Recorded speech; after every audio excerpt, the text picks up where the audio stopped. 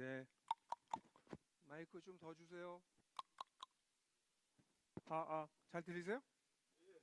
잘 들리세요? 안 들리는데? 마이크 훨씬 더 많이 올리세요.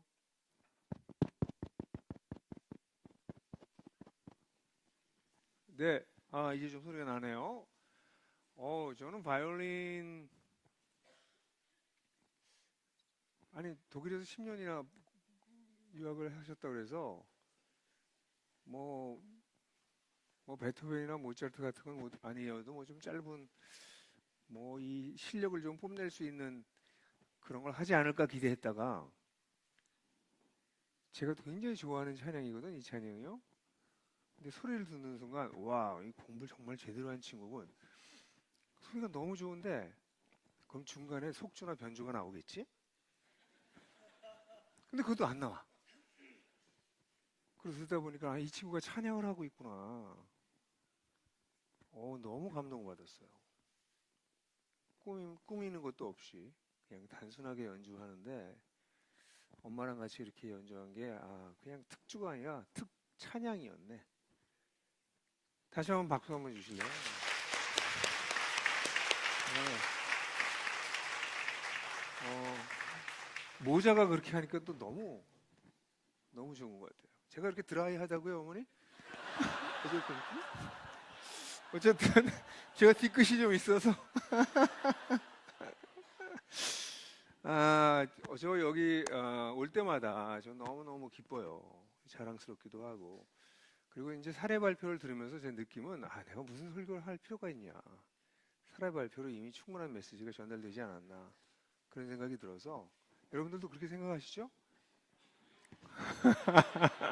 잘하셨어요. 예. 오늘 우리가 시장 영성에 대해서 얘기하는데 직장 생활 잘 하셔야 됩니다. 예, 어쨌든. 그래서 여러분들 이야기를 들어보면 너무너무 감사하고 또 격려가 되고, 하나복 사역을 이렇게 함께 하는 것에 대해서, 그동안 참, 아까 한 형제도 얘기했지만 정말 어떤 면에서는 손톱 발톱 빠지면서 막 땅바닥을 긁듯이 그렇게 일해왔는데, 열매가 이렇게 맺히는구나. 참 놀라운 일이 벌어지는구나.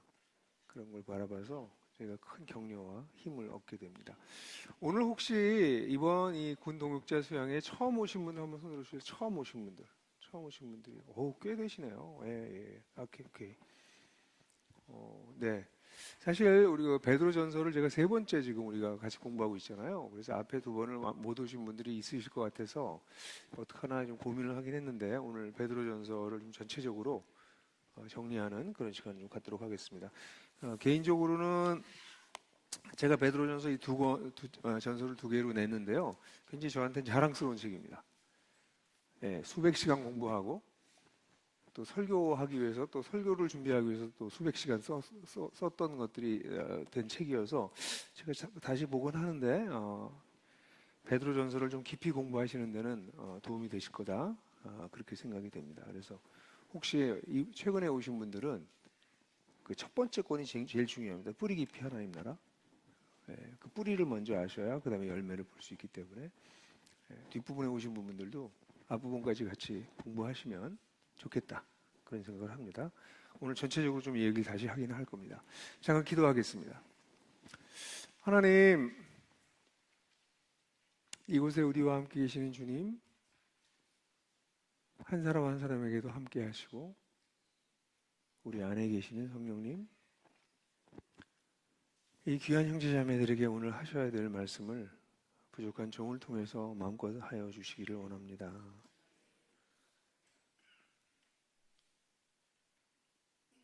이 시간을 주님께 의탁합니다. 예수 그리스도의 이름으로 기도했습니다. 아멘. 회사에서 저는 일을 하고 있는데요. 회사에서는 리더들이 저희는 이제 수주 산업이기 때문에 매달 수주가 어떻게 되고 있는지, 왜냐면 그 수주가 내년도의 매출에 그대로 영향을 끼치기 때문에 수주, 매출, 그 다음에 인당 생산성, 이런 거 끊임없이 통계해 보고 있습니다. 근데 그러다가 수주나 매출이 수주가 줄어들다 그러면 내년도 사업이 큰일 나는 겁니다. 매출이 줄어든다는 것은 이미 수주한 것을 제대로 일하지 못하기 때문에 그렇게 되면 또 그것도 문제가 돼요. 이렇게 되면 수주 매출 떨어지고 수주 매출이 떨어진다거나 수주 매출은 괜찮은데 이윤율이 떨어진다거나 이렇게 되면 이제 회사는 심각하게 생각을 하고 거기에 대한 대응을 굉장히 재빠르게 합니다. 왜냐하면 그렇게 하지 않으면 직원들한테 월급을 주지 못하는 일이 생길 수도 있을 뿐 아니라 심할 경우에는 회사가 문을 닫아야 되는 상황까지 올 수도 있습니다. 그래서 이 자본주의 사회에서 회사들은 정말 치열하게 들여다보고 있어요. 분석하고 뭐 치열합니다. 근데 저 가끔 교회를 보면서는 교회 지도자들, 목회자들과 우리 리더들을 보면 그럼 교회는 뭘 볼까? 교회라고 하는 이것도 하나의 조직이잖아요. 그럼 이 조직은 뭐를 보고 있을까? 근데 많은 교회에서는 사실은 세상 조직이랑 좀 비슷해서 헌금 교인 숫자가 얼마인가? 약간 이거 무슨 매출인가? 그러니까 이 전체 규모가 몇 명인가? 그 다음에 헌금이 어떻게 되나? 숫자가 줄지 않고 헌금이 줄지 않으면 뭐 걱정들을 안 해요. 그게 맞나요? 회사라면 교회도 일종의 회사와 같은 조직이라면 조직원이 얼마나 됐는지 그들이 내는 헌금이 얼마인지 그게 수입이니까 그 수입이 떨어지지 않으면 걱정이 안 된다 이렇게 생각하는 사람들이 굉장히 많은데요. 그게 한국교회 지금 문제입니다. 한국교회 중대형 교회는 숫자가 줄지 않고 있고요. 헌금도 줄지 않고 있어요. 그러니까 별로 문제가 아니라고 생각해요. 늘 그렇게 봐왔으니까. 그러니까 여기 계신 분들 가운데서 그렇게 교회 지도자들이 되면 늘 그 얘기예요. 교회 헌금이 어떻게 늘었나 줄었나, 교인 숫자가 느나 주나 그거 들여다보고 있거든요. 이제 회사도 마찬가지인데 회사 수주 매출이 늘어도요 인당 생산성이 떨어지면 그 회사는 좋지 않은 회사로 돼가는 겁니다. 인당 생산성이 되게 중요해요. 인당 이윤율 이런 거 중요합니다. 한 사람이 벌어들이는 것이 계속 늘어나야 되는데 외형은 커지는데 이게 줄어든다는 얘기는 회사가 점점 실력이 없는 회사가 돼간다는 거잖아요. 그래서 그걸 계속 봐야 되거든요. 그럼 교회는 뭘 봐야 될까요? 헌금의 양과 예배 시간에 참여하는 사람들의 성도의 수를 보고 있는 것이 한국 교회를 지금 병들게 하고 있는 것입니다. 한국 교회가 살아나려면 우리가 봐야 될 건 딴 데 있어요. 그게 뭘까요? 사람들에게 복음이 전파되고 있는가? 그래서 회심하는 사람들이 일어나고 있는가? 기독교의 진리에 확신을 가져서 그로 말미암아 눈이 떠지는 사람들이 자꾸 생겨나는가? 그래서 기독교의 진리를 알아가면서 그들의 삶이 진짜 변화되는가? 그 변화된 사람들이 세상에서는 보지 못하는 공동체를 형성하고 있는가? 이런 거 들여다봐야 되거든요. 근데 이런 건 안 봐요. 그리고 외형만 갖추고 있으면 헌금 떨어지지 않고 숫자만 괜찮으면 괜찮다고 생각하는 거죠. 아주 세속적인 방법이죠. 오늘날 우리 한국교회에서 아주 끔찍한 얘기가 오늘 좀 얘기를 들으면서 굉장히 우리가 다 격려받잖아요. 어우, 이 투스타 장군서부터 시작해서 예? 그 다음에 우리 춘기형제는 중령이에요? 대령이에요? 춘기형제 대령 그 다음에 이 쫄 제대한 쫄까지 예? 다 이야기를 들으면서 그들 속에서 공통적으로 나타나는 이야기를 우리는 듣고 있지 않습니까? 그게 뭐예요? 복음이 전해지고 사람이 회심하고 사람이 성장하고 공동체를 이루고 더 나아가서는 군대 조직의 문화까지도 바꿔보려고 하는 그런 시도를 하기 시작하고 뭐 이런 일들이 지금 벌어지는 얘기를 듣고 있잖아요. 이게 교회가 해야 될 일입니다. 근데 왜 이렇게 됐을까요? 왜 그러면 왜 오늘날 복음이 잘 전파가 되지 않고 사람이 잘 안 변할까요? 그거는 그리스도인들이 특별히 교회 지도자들이 목회자들과 교회의 지도자라고 불릴 수 있는 뭐 장로님이든 교회 오래되신 리더들이 관심을 딴 데 가지고 있어서 그래요. 베드로 사도는요, 베드로에 대해서 제가 공부를 하면서 좀 깜짝 놀랐는데 베드로가 가지고 있는 관심은 조금 우리들과 가지고 있는 관심들하고 좀 다른 것 같습니다. 베드로 사도는 어떤 관심을 가지고 있냐면 오늘 우리가 그런 얘기를 할 건데요. 베드로 전서는 1장 1절부터 2장 10절까지가 신학적인 기반을 이야기하는 부분이에요. 그래서 제가 쓴 이 뿌리 깊이 하나님 나라라고 하는 건 그 파트입니다. 그래서 신학적인 기초, 베드로 사도가 정말 전하고 싶은 그 대개를 거기서 얘기를 해줘요. 그리고 난 다음에 2장 11절부터 4장 11절까지 중간 토막이 놀랍게도 세상에서 어떻게 살 것인가요? 교회 생활을 얘기하는 거는 거의 없습니다. 실제로 여러분들이 생각하는 교회 생활은 베드로전서에 안 나와요. 그러니까 2장 11절부터 4장 11절까지 중간 토막이 세상에서 어떻게 살 것인가.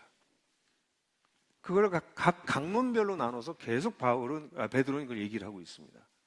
그리고 난 다음에 4장 11절부터 5장 14절까지 끝까지가 그런 세상살이를 하기 위해서는 이런 공동체가 필요해.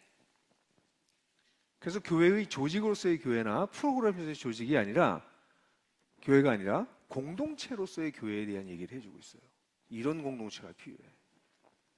그러니까 베드로 초대교회의 성도들은 오늘날 교회의 지도자들이 가지고 있는 관심과는 꽤 사뭇 다른 그런 관심을 가지고 목회를 한 것 같아요. 저는 우리 하나복에서 우리 목회자들이, 우리 목사님들 여기 계시지만 하나복 목회자들이 이렇게 생각이 바뀌는 것을 도와드리고 있고 생각보다 빨리 안 변합니다. 왜냐하면 우리가 목회라는 것이 이런 교회와 조직과 건물과 이런 모든 프로그램들을 운영하는 것으로 어릴 때부터 보고 배워왔기 때문에 목사님들의 생각이 이게 바뀌는 데 시간이 걸리고 그 목사님들 밑에서 자라난 성도들 역시 생각이 바뀌는데 굉장히 많은 어려움이 있습니다. 근데 지금 여기 오시면 어떤 분들은 약간 저항감이 생기실지도 모르지만 이미 변화돼서 막 밀고 나가는 여러분들의 앞에 서는 입금이들이 있는 거예요. 그러니까 이 군에서의 이 운동은 저는 앞으로 가속화될 거라고 봐요. 왜냐하면 이미 출발하기가 어렵지 1단에서 돌아가기가 어렵지 1단 들어가면 2단, 3단, 4단으로 계속 가속이 될 거기 때문에 군에서의 하나복 운동은 이제 온 더 트랙에 제대로 섰다. 이제 몇 가지 위험성은 있긴 하겠지만 오늘 오후에도 좀 그런 얘기를 좀 나누긴 하겠지만 하나님께서 놀라운 일을 하고 계시는구나. 그리고 그런 놀라운 일에 여러분 앞장서시고 애쓰고 있는 여러분들께 특별하게 경의를 표합니다. 진짜 너무 감사하고 그래서 옆에 분들에게 특별히 옆에 분들이 입금이신 분들 계시면 그분들에게 땡큐 그렇게 좀 얘기해 주시기 바랍니다. 옆에 사람들에게 예. 땡큐 고마워요 정말. 예.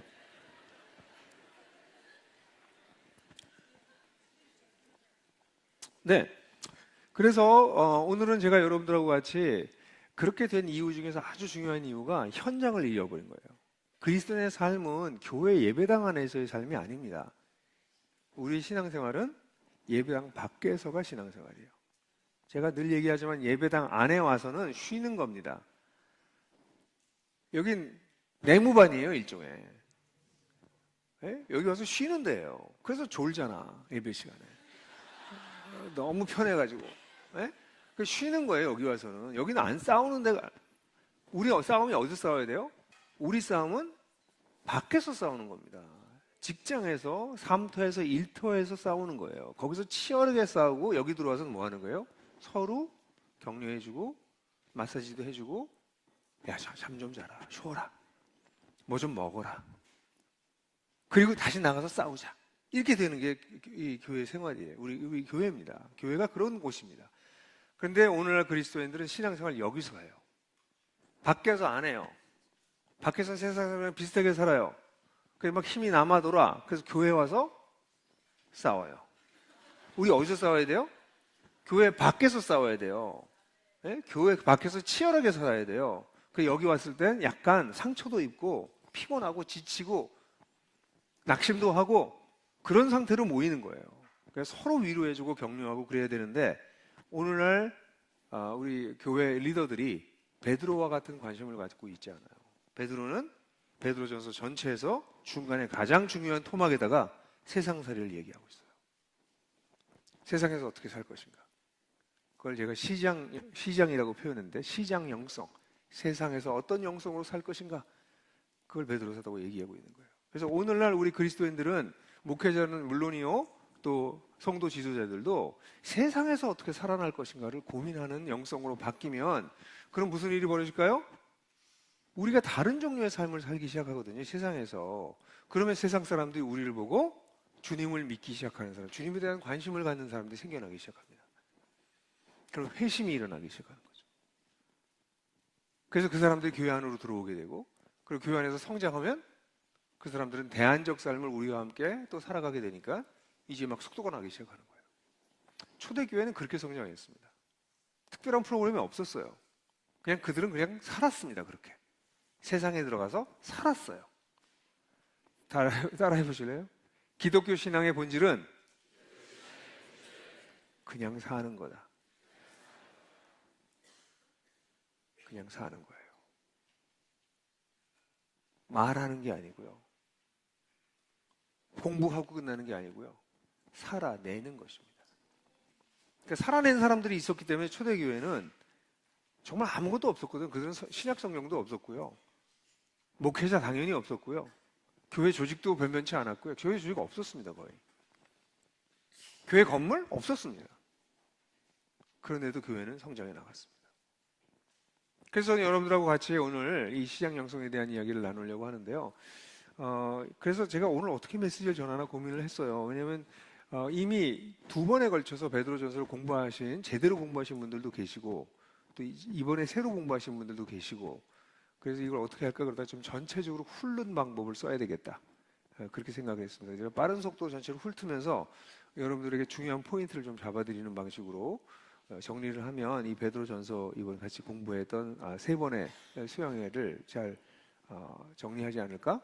그렇게 생각이 들었어요. 자, 베드로 사도가 1장 1절부터 2장 10절까지 아주 중요한 진리를 얘기하고 난 다음에 가장 먼저 세상 살이를 위한 두 가지 원리를 얘기한 것이 2장 11절에서 12절입니다. 이 두 절은 앞부분과 뒷부분을 이어주는 경첩과 같은 역할을 해요. 한번 같이 읽어보겠습니다. 시작. 사랑하는 이들이여, 나는 임시 거류자요 임시 체류자 같은 여러분에게 권하니 여러분의 영혼을 거슬러 싸우는 어떠한 육체적 욕망이든지 멀리하고 여러분의 행실을 세상 사람들 중에서 선하게 하십시오. 그리하면 이를 통해 그들이 여러분을 악행하는 자라고 비방하다가 여러분의 선한 일을 보고서 하나님의 방문의 날에 하나님께 영광을 돌리게 될 것입니다. 예, 거기 그 풋노트들이 있는데 거기 그렇게 주의를 하지 않으셔도 되지만 조금 진지하게 공부하시는 분들 위해서 풋노트 붙여놨는데 그 제 책에는 풋노트가 여기에 다 같은 풋노트가 있습니다. 그럼 왜 그렇게 번역했는지, 다르게 번역할 수 있는 길은 어떤 게 있는지 등등이 있으니까 더 진지하게 성경을 보고 싶으신 분들은 거길 보시고, 또 여러분들이 가지고 있는 개역 성경이나 세번역 성경, 최근에 나온 새한글 성경까지 비교해서 보실 수 있어도 좋아요. 그래서 왜냐면 성경을 우리가 진지하게 봐야 되니까요. 그래서 이 번역본들을 같이 비교해서 보는 것은 반드시 필요합니다. 제가 왜 이렇게 번역했는지는 이 풋노트에 있으니까 나중에 보시면 되겠어요. 여기 보면 일단 오후에도 얘기하겠지만 그리스도의 정체성을 임시 체류자와 임시 거류자라고 얘기합니다. 우리는 임시 체류자와 임시 거류자입니다. 이건 하나님 나라 신학에서만 나올 수 있는 얘기입니다. 임시 체류자, 잠깐 있다 가는 사람입니다. 비자 받고 들어온 사람이에요. 임시 거류자, 뭐 영주권 정도 받은 사람, 또는 거류증 같은 걸 받은 사람, 이게 임시 거류자예요. 그러니까 임시 거류자는 조금 더 길게 있는 사람이고 임시 체류자는 짧게 있는 사람입니다. 근데 둘 다 공통점은 뭐예요? 거기 잠시 머무는 겁니다. 공통점은 뭐예요? 소속은 딴 데 있다는 겁니다. 베드로 전서를 쓸 때 베드로 사도가 가지고 있었던 초대교회 성도들에 대한 아주 중요한 아이덴티티, 정체성은 우리 모두는 소속은 하나님 나라야. 우린 세상에 잠깐 머무는 거야. 체류자처럼 또는 거류자처럼. 그런데 체류자랑 거류자는 그 세상의 법을 일정 부분 따라야 됩니다. 그 나라의 법을 따르지 않으면 그 나라에서 추방되기 때문에 일정량은 따라야 돼요. 그러니까 여기에 갈등이 생기는 거죠. 가치관이 다를 수 있습니다. 어떤 부분에서 갈등이 생길 수 있습니다. 그런데 임시 체류자와 임시 거류자는 자기가 소속된 원래의 공동체에 충성하면서 지금 살고 있는 지역에서도 성실하게 사는 사람입니다. 그러니까 이 두 가지를 다 잡아야 되는 것이 오늘날 그리스도인입니다. 오늘날 우리 그리스도인들은 어떤 사람들입니까? 우리는 하나님 나라를 발견한 사람이에요. 하나님 나라가 무엇입니까? 죽어서 가는 곳이 아니라는 것을 우리가 여기 다 아시잖아요. 이제 우리 함께하는 분들은 다 아시잖아요. 하나님 나라는 이미 시작됐다. 하나님은 이미 다스리고 계시고 하나님의 새로운 일을 시작하셨고 하나님의 공동체는 이미 시작됐다. 하나님 나라가 시작됐다. 와우. 그래서 우린 거기에 속했다. 우린 거기 소속이다. 그래서 우린 그 가치관을 가지고 그 나라가 영원할 것이기 때문에 그 나라의 방식대로 살아간다. 때때로 실패한다 할지라도. 그러나 세상에 와서는 세상의 삶의 방식을 무시하지 않는다. 우린 잠깐 있으면서 이 세상을 리스펙트하고 존중하고 이 세상의 방식이 하나님 나라의 방식을 저해하지 않는다면, 반대하지 않는다면 이 세상에서 오히려 하나님의 가치관을 세상에 드러내도록 애쓴다. 그 세상을 좀 사람 살만한 세상으로 바꿔나가는 일을 우리가 한다. 정말 놀라운 일이죠. 이 세상이 우리 집은 아니에요. 그런데도 불구하고 우리는 이 세상이 하나님의 것으로 종국적으로 바뀔 것이기 때문에 이 세상 속에서도 하나님의 다스림을 드러내려고 한다. 그게 우리가 하는 거잖아요. 그렇게 살아가려고 하는 얘기가 이제 2장 11절부터 4장 11절까지 쫙 나오는데, 그러기 위해서 두 가지 원리가 있는데, 첫 번째가 아주 중요한 원리가 아니라 전제가 뭐냐면 우리 자신의 정체성이에요. 아, 나는 임시 체류자구나, 임시 거류자구나. 그거에 대한 생각이에요. 여기 계신 분들 그 생각이 얼마나 깊은지는 모르겠어요. 자, 다 같이 손 이렇게 해보세요. 이렇게 한 1cm 정도. 자기가 생각할 때 난 임시 체류자야, 임시 거류자로 사는 것 같아 라는 의식이 얼마나 깊어졌는지 한번. 이건 제일 깊은 거예요. 거의 붙어있는 얘기는 그 얘기를 목사한테 들었을 뿐이야. 어디쯤 와 있는 것 같아요, 여러분들 생각이? 여러분들 깊이는 어디까지입니까? 생각해 보세요. 옆 사람 거 보지 말고. 네, 다 달라요. 여기 계신 분 중에 어떤 분들은 이 시간에 임시 거류자래, 임시 체류자래, 고기가 있고요. 어떤 사람은 나 진급 포기해. 그 하나님 뜻 아니면 그거 안 가. 그건 여기까지 간 거예요. 나는 하나님, 이 땅에서 성공하는 게 내 목적 아니야. 나는 하나님 따르는 게 내 인생의 목적이야. 그럼 여기까지 간 거예요, 그 사람은. 군인이 진급 포기하면 그 사람은 이상한 사람이지. 그렇지 않습니까? 이상한 사람들 여기 많네. 하나님이 허락하시면 진급합니다. 아니면 안 합니다. 뭐 이런 배짱을 가진 사람들이 임시 체류자로서, 임시 거류자로서의 영성이 진짜 깊어진 사람, 진짜가 된 거죠. 그러니까 여기 계신 분들이 다 똑같지 않다는 거예요. 그리고 겉으로 얼마나 활동을 많이 하느냐, 그것도 별로 안 중요해요. 하나님은 여러분의 마음을 아시기 때문에. 네? 신앙생활이란 그런 것입니다. 그래서 임시체류와 그래서 베드로 사도는 정말 이 사람들이 얼마나 고생스러워요. 세상에서 살기도 힘든데 세상에서 임시체류자랑 거류자로 살아가는 사람들이니까 베드로서 얘기할 때 뭐라고 그래요? 사랑하는 자들이요, 아가페토이. 너무 사랑스러운 거야. 저도 여러분들이 너무 사랑스러워요. 저 베드로 사도 흉내내는 건예요. 예. 너무 사랑스러워. 우리 얼마나 여기서 분투하고 사니, 참 얼마나 귀합니까? 예? 아직 어린 사람도 있고 좀 깊은 사람도 있고 아주 깊어진 사람도 있지만 다 우리 모두가 임시 체류자로, 임시 거류자로 살아보려고 발돋움하고 있는 사람들이잖아요. 그죠? 그래서 우리 만날 때마다 격려해주고 잘하고 있어, 잘 가보자, 이런 얘기하는 게 필요해요. 이런 정체성이 기본이고, 그리고 나면 두 가지 원칙을 얘기하고 있는데, 첫 번째 원칙은 뭐냐면 여러분의 영혼을 거스려 싸우는 어쩌든 육체적 욕망이든지 멀리하고. 우리 속에 뭐가 있습니까? 자기중심성에서 나오는 욕망이 있어요. 여기 육체적 욕망은 지금 배고프시죠? 점심 드시고 싶으죠? 그런 거를 얘기하는 게 아니에요. 이 육체적 욕망은 자기중심성으로 하나님의 질서를 어지럽히게 하는, 나만을 만족시키려고 하는 욕망을 뜻해요. 그런 욕망을 멀리하라고 그래요. 직장, 세상살이에서 이제부터 앞으로 계속 나오는 강론에 있어서 이 원리가 꿰뚫고 지나갑니다.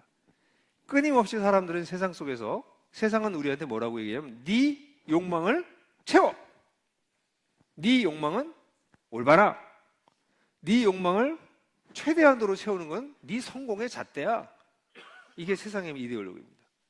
욕망하라, 그리고 그 욕망을 이루라, 그리고 그것을 자랑해라. 이게 세상의 가치관입니다. 그죠? 성경에서 뭐라고 그래요? 그 욕망을 멀리해라. 자기중심성적인 이 사고에서 벗어나라. 이게 첫 번째입니다. 그래서 우리가 시장 영성을 얘기할 때, 세상에서 살아갈 때 제일 중요한 게 뭐냐면 내 속에서 나를 준동하는, 나를 중심으로 세상을 움직이고자 하는 욕망, 열망, 그것을 제어하는 것입니다. 그러니까 몇 번들 얘기들 하셨지만 주일 예배에 참석하기 위해서 갈비뼈가 부러지는 이런 일들은 그걸 간증이긴 하지만, 네, 또 그 미군이 그랬다고를 근데 뭐 그런 것부터 시작해서 굉장히 여러 가지 여러분들이 군에서들 경험하시는 이건 군의 본질적인 일은 아닌데 내 승진엔 되게 중요해. 뭐 이런 일들 되게 많아요. 근데 그거와 하나님을 섬기는 거랑 부딪힐 때 뭐를 선택할 건가? 이런 거 사실 쉽지 않지 않습니까? 그죠? 그거 굉장히 중요합니다. 근데 나는 이게 군의 본질적인 일로서 사단장에게 순종하고 그 명령에 복종하는 거는 그건 반드시 해야죠. 그게 본질적인 거니까. 근데 이거는 열 외의 문제인데, 근데 이걸 위해서 내가 돌보고 있는 사람과의 만남을 미뤄? 이건 마음의 문제예요. 그 사람의 동기의 문제잖아요. 이런 일들이 여러분들 이 삶에 비일비재하게 일어날 거라는 거예요. 매일같이 일어날 거라는 거예요. 그러니까 시장 영성 정말 제대로 살아가려고 하면 첫 번째 제어해야 될 적은 바깥에 있지 않고 우리 안에 있다는 거예요. 우리 속에 하나님을 따르지 않고 나의 욕망을 따르게 만드는 것이 첫 번째라는 것입니다. 그게 첫 번째 원리예요. 두 번째는 뭐예요? 두 번째는 외적인 싸움입니다. 여러분의 행실을 세상 사람들 중에서 선하게 하십시오. 베드로 전서를 여러분을 공부하시고 여러분들 놀라셨을지 모르지만 베드로 전서에서 반복적으로 나오는 게 뭐예요? 선을 행하라. 선을 행하라. 너희가 이 땅에서 존재하는 이유는 선을 행하는 것이다. 그게 놀라운 겁니다. 오늘날 많은 그리스도인들이 이걸 잘 몰라요. 예수를 믿고 구원을 받으면 천국 가는 것은 나중에 죽고 난 다음에 얘기고요.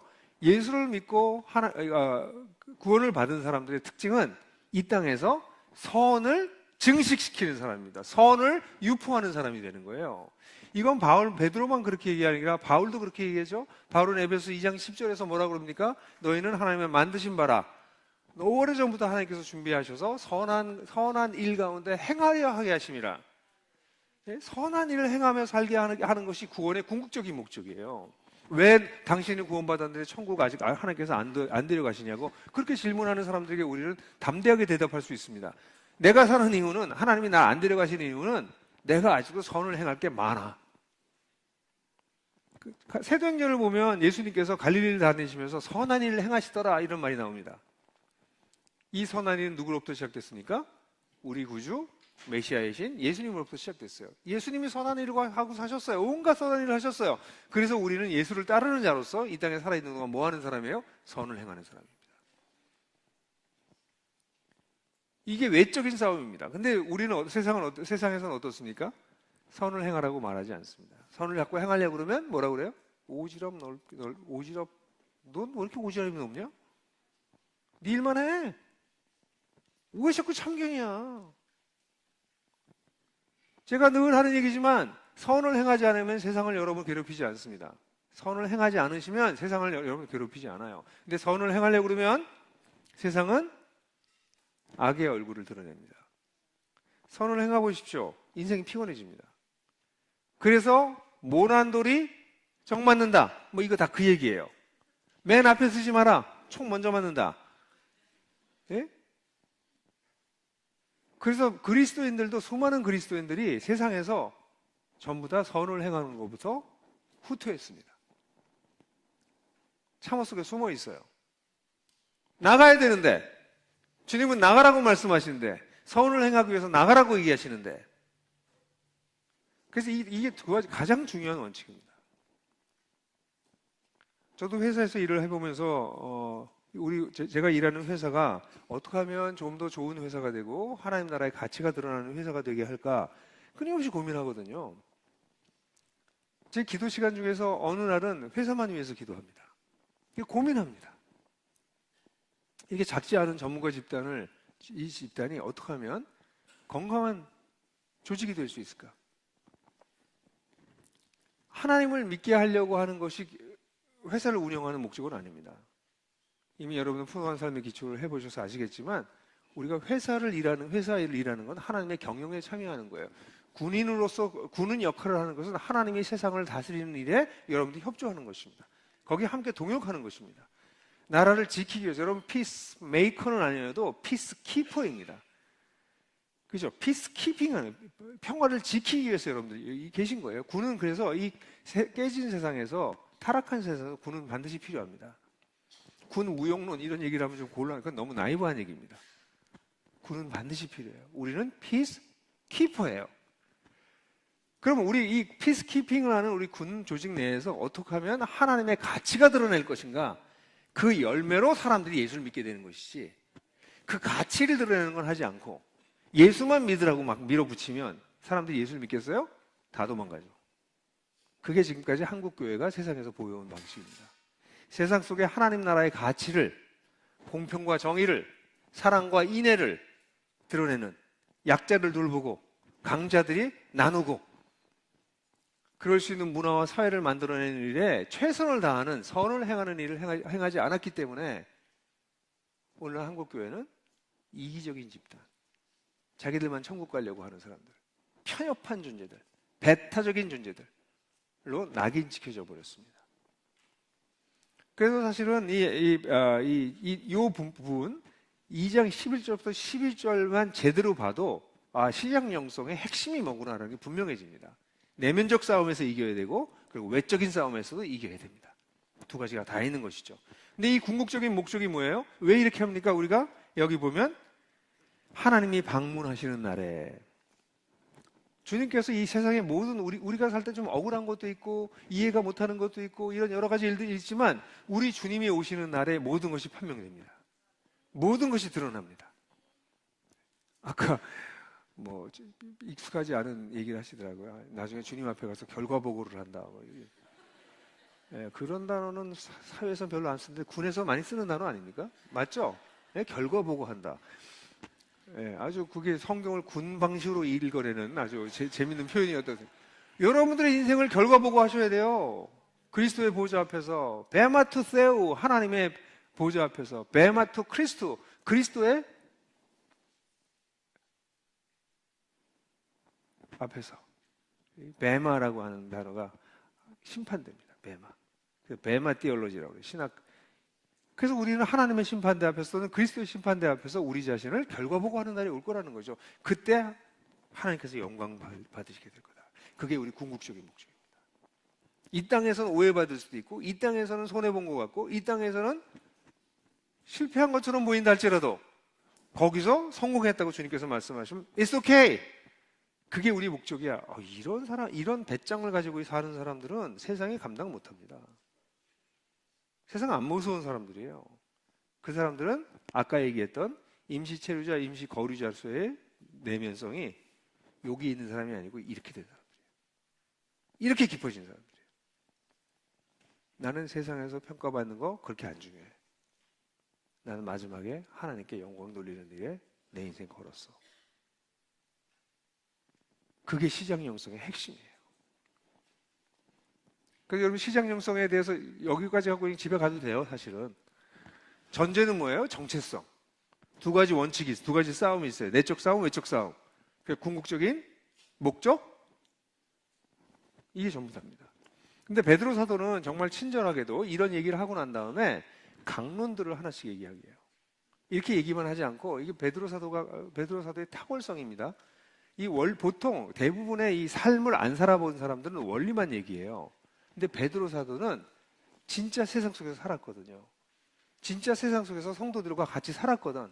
그러니까 성도들이 정말 뭘 고민하는지 알았어요. 그래서 그 고민하는 얘기를 다루고 있는 거예요. 첫 번째 다뤘던 것은 충격적입니다. 첫 번째 다루는 것은 시민으로 사는 삶을 얘기하는데 13절부터 17절까지 같이 한번 읽겠습니다. 다 같이 한번 읽죠. 시작. 여러분은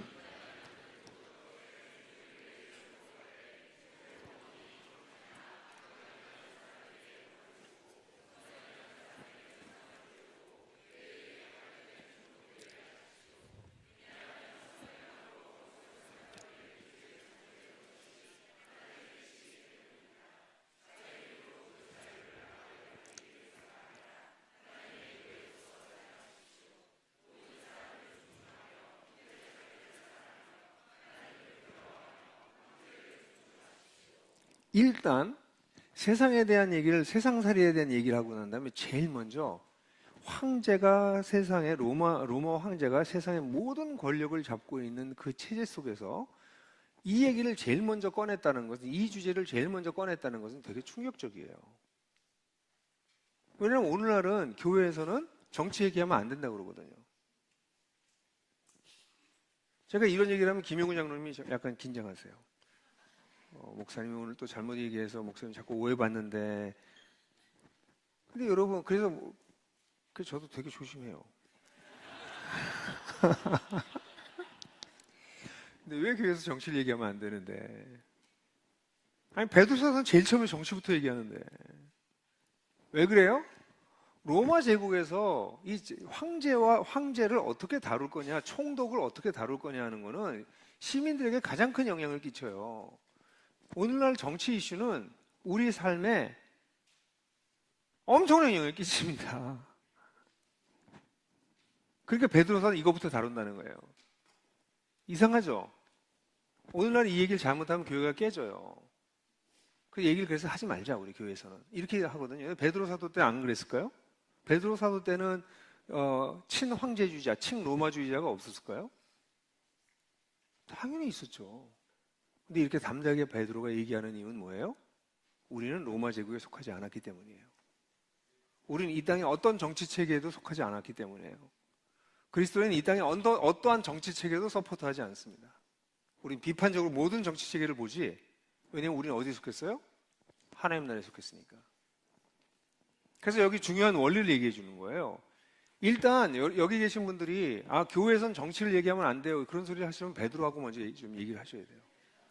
저랑 김영국 목사는 좀 이상해, 왜 자꾸 저런 얘기를 해? 그러지 마시고 베드로한테 가서 얘기하세요. 로마서 13장에 가서 바울하고 얘기하세요.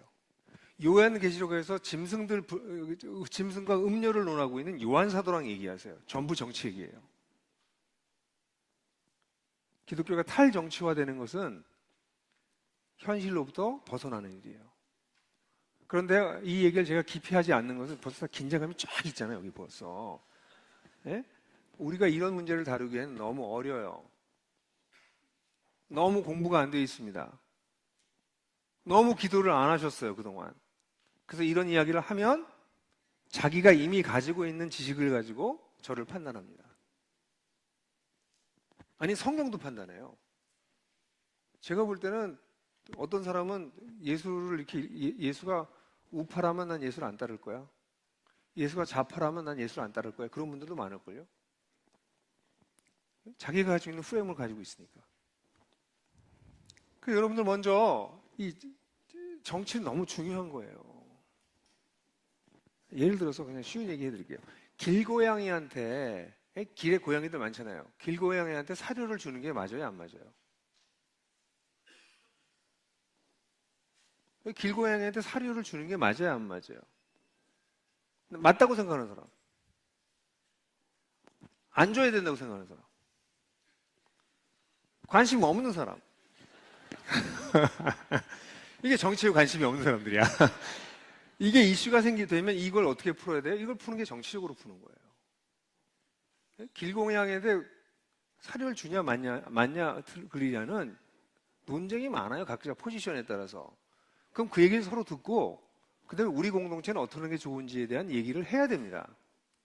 그걸 정치적으로 푸는 게, 그게 우리가 인간이 살면 정치라고 하는 반드시 필요해요. 없으면 뭐가 돼요? 아나키가 되는 거예요. 무정부주의가 되는 거예요. 성경은 무정부주의를 권하지 않습니다.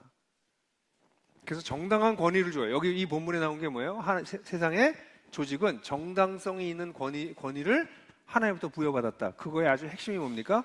선을 행하는 것을 증진하고 악을 제어하는 것이 세상이 가진 권위의 가장 중요한 본질적인 특징이다. 놀라운 건요, 바울하고 베드로가 별로 같이 친하지 않았거든요. 근데 바울도 똑같은 얘기를 합니다. 로마서 13장에서. 그러니까 초대교회 성도들이 로마 제국을 보면서, 로마 제국과 그 정치 시스템을 보면서, 이 정치 시스템은 언제까지 유효하냐면 선을 증진시키고 악을 제어하려면 유효하다. 그거 하라고 이 권위체제를 마련한 것이다. 이렇게 얘기하고 있어요.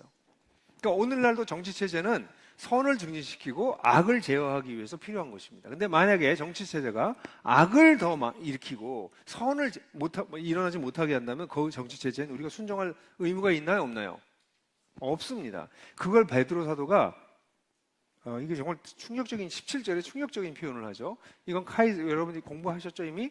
근데 안 하신 분들 위해서 다시 한번 복습하면 이게 교차 대구법이라고 그러죠. 대구법, 대조법 또는 카이즘이라고 불리우는 건데 아마 나올지도 몰라요. 모든 사람을 존중하고 형제자매를 사랑하고 하나님을 경외하고 두려워하고 그리고 황제를 존중하고 이게 ABBA라고 해가지고 이게 모든 사람 존중하고 형제자매 사랑하고 하나님을 두려워하고 황제를 존중하십시오 이렇게 나옵니다. 여기서 이 구조는 카이라고 하는 헬라어가 X처럼 보이는 C의 발음인데 이렇게 된. 그래서 A, B, B, A 이렇게 된 거예요. 또는 샌드위치 구조처럼 돼서 가운데 B가 중요합니다. A, A, B, B, A 이렇게 돼요. 그러니까 가운데가 중요해요. 그러니까 여기서 얘기하는 건 뭐냐면 형제 자매를 사랑하고 하나님을 경외하는 거가 제일 중요해. 그런데 모든 사람을 존중해. 그리고 황제도 존중해. 이렇게 얘기를 한 거예요. 이 구조를 실제로 우리 개혁 성경 같은 거 보면 뭐 황제는 공경하라로 바꿔요, 단어를. 이런 게 다 잘못 정치적으로 바꾸는 거예요, 사실은. 왜냐면 황제한테는 위의 권위는 순종을 해야 된다라고 하는 그런 식의 생각을 해서 어떻게 사람하고 똑같이 하냐. 근데 베드로는 뭐 한 거예요? 모든 사람하고 황제를 같은 레벨로 놓은 거예요, 지금. 이거 굉장히 불온한 사상이에요. 로마 제국은 완전 계급사회였거든요. 완전 계급사회, 저기 모든 사람에는 이거 얘기하고 난 다음에 즉시 그 다음에 누구 얘기해요? 하인 얘기합니다. 이 베드로 사도가 이 이야기를 전개하는 방식을 보세요. 얼마나 위험한지 몰라요. 근데 여기에는 함의가 있어요. 알아챌 수 있어요. 사람들이 생각만 있으면 알아챌 수 있어. 지금 황제 얘기하고 난 다음에 그 다음에 무슨 얘기예요? 그 다음에 바로 얘기하는 게 뭐예요? 하인 여러분 이렇게 나와요. 그 다음에 누구 나와요? 여자 나와요. 하인과 여자는 로마 사회에서 인권이 보장되지 않는 사람들이었어요. 이 하인에게는 노예도 있었고 시민권을 갖지 않은 일반적인 사람들이 대부분이었습니다. 그러니까 사회가 보호해주지 않는 사람이에요. 로마 시민에게는 일정량의 배급을 했습니다. 그러니까 지금 얘기하면 기본소득이라고 하는 얘기 좀 나오고 있죠. AA가 나오다 보니까 이제 점점 직업을 잃어버리게 될 테니까 사람들한테 기본소득을 좀 줘야 되지 않냐 이런 논의들을 좀 하고 있어요. 로마 시대랑 비슷하게 돌아가고 있어요. 시민이 되면 굶어 죽지 않을 정도로 빵을 줍니다. 곡물을 주거나. 그런데 그 밑에 사람들은 안 줘요. 그거 안 주는 사람들이 하인입니다. 그거 못 받는 사람들. 그 계급에 있는 사람들. 여자는 당시에 사람 취급 나가지 않았습니다. 어떤 동네 가보면 대부분 딸이 둘 있는 집이 없습니다. 딸은 하나만 키웁니다. 나머지는 유아 살해를 하든지 아니면 노예로 팝니다. 그 딸이 둘이 있는 집이 인구조사 해보니까 없어요. 한 마을에 딸은 하나만 있습니다. 그 상황이 어떤 상황인지 아시겠어요? 여성이 조혼을 해서 여성의 몸이 만들어지기도 전에 결혼해 가서 성적 학대를 당하는 건 너무나 당연한 일이었고요. 13살, 14살 아이들이 결혼했고요. 끔찍한 상황이에요, 여러분. 그런 사람들, 그 모든 사람이 바로 그 다음에 둘 나오는데 누가 나와요? 이걸 모든 사람, 그러면 여러분들이 생각할 때 그냥 모든 사람 생각하잖아요. 근데 베드로 사도가 모든 사람 딱 생각했을 때 머릿속에 떠오르는 사람은 바로 그 다음에 나오는 하인들, 그 다음에 바로 나오는 여성들을 마음속에 품고 있는 거예요. 그런데 놀라운 거는 이런 당시에 사람 취급당하지 못하는 사람을 존중하라 라고 하고 그 다음에 그 당시에 최고권이었던 황제도 존중하라고 얘기해요. 같은 레벨로 놓은 거예요. 하인과 여자랑 황제를 같은 레벨로 놓은 거예요. 무시무시한 얘기예요. 이걸 독해를 하는 사람은 알아채는 거죠. 쓱 읽었을 때는 황제가 제일 마지막에 나오니까 모든 사람 형제자매 하나님, 황제 이렇게 나오니까 황제가 하나님처럼 약간 높을 수도 있고 황제가 굉장히 대단한 사람인 것처럼 쓱 써놨지만 히브리적 문학 방식을 사용해서 그걸 뒤집고 있는 거예요. 소름 돋지 않으세요? 저는 정말 이거 처음 이거 제가 2001년인가 이 본문을 공부하다가 이걸 공부하고 난 다음에 얼마나 소름이 돋았는지 몰라요. 와. 여러분, 당시에 이 황제는 이 베드로 사도가 이 편지를 쓸 때 황제는 네로였습니다. 근데 베드로 사도가 이 편지를 썼을 때 네로가 덜 미쳤을 때예요. 근데 그다음에 이제 완전히 미쳐가지고 막 불지르고 그다음에 기독교인들 막 불지르는 게 기독교인이다 그래가지고 기독교인들 순교시키고 막 그랬잖아요. 그게 로마 주변에서만 일어났는데, 그러고 난 다음에 이게 AD 64년, 65년 이렇게 되고, 그러고 난 다음에 로마 황제들이 계속 막 바뀝니다. 암살당하고, 그래서 1년, 2년마다 바뀌고 막 그러다가 90년대쯤 돼 도미티우스라고 하는 황제가 나오는데, 그 황제는 전국적으로 기독교를 박해해요. 그래서 여기 성경에 나오는 너에게 오는 불시험 당하는 것을, 불시험을 오는 것을 놀라지 마라라고 얘기한 건 베드로 사도가 어느 정도 예언한 겁니다. 네로 시대의 그런 박해와 그 이후에 도미티우스 황제 때의 박해를 다 내다본 것 같아요. 뭐 베드로가 기도를 많이 하는 사람이니까 주님께서 성도들 준비하라고 그걸 알려주신 것 같아요. 네로의 박해가 아직 시작되진 않았어요. 이 편지 쓸 때는. 근데 이제 이 편지가 보내지고 난 다음에 네로의 박해가 본격적으로 시작되고, 그리고 30년 후에는 도미티우스 황제, 그리고 그 사이에 황제들은 1년짜리, 2년짜리들이 많아요. 정치적으로 얼마나 불안했겠어요? 정치적으로 불안하면 어떤 일이 벌어져요? 악이 번성하고 선이 고통당해요. 그래서 그리스도인들은 국지적 고통을 계속 당합니다. 그 사이에서. 그러다가 90년대에 들어가면 완벽하게 전국적인 박해가 일어나요. 그런 상황에서 바울이 이 편지를 쓰고 있는 거예요. 여러분, 우리 형제자매들이 일터 신학 얘기하잖아요. 일터에 영향을 주는 게 정치와 경제예요. 경제에 영향을 엄청나게 주는 게 정치입니다. 그러니까 일터에서 아무리 잘 살려고 해도 정치판이 뒤집어서 경제가 뒤집어지면 일터가 확 무너져 버려요. 그러니까 일터 신학을 여러분들 열심히 하는 게 너무 좋은데, 그러려면 이제 세상도 자꾸 공부하셔야 됩니다. 세상을 보셔야 돼요. 속으면 안 되잖아요, 우리가. 그죠? 지금 우리는 왕정이 아니기 때문에, 이 시민사회이기 때문에 시민으로서의 어떻게 살 것인가를 고민하셔야 됩니다. 근데 그 그리스도인 중에서 일부는 왕정 시대를 자꾸 생각하는 거예요, 정치를. 아니, 우리 시민사회에 살고 있습니다. 그러면 시민사회의 특징이 뭔지도 공부하시고 세상에 대해서 자꾸 공부하셔야 돼요. 모여서, 그리스도인들이 모여서 세상 공부하는 거는 성경적이 아니에요. 왜 대답을 못하고 이렇게 불안해하지? 기회를 다시 한번 드릴게요. 그리스도인들이 모여서 세상을 공부하는 게 성경적이 아니에요. 성경적이에요. 세상을, 선과 악을 분별하려면 알아야 분별해요. 모르면 분별할 수 없습니다. 그죠? 성경은 끊임없이 하나님의 선하시고 기뻐하시고 온전하신 뜻이 무엇인지 분별하라.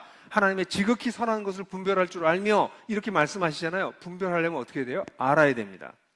모르고 분별하는 거는 그건 그냥 통밥이에요. 그래서 세상을 읽기 위해서 공부하셔야 됩니다.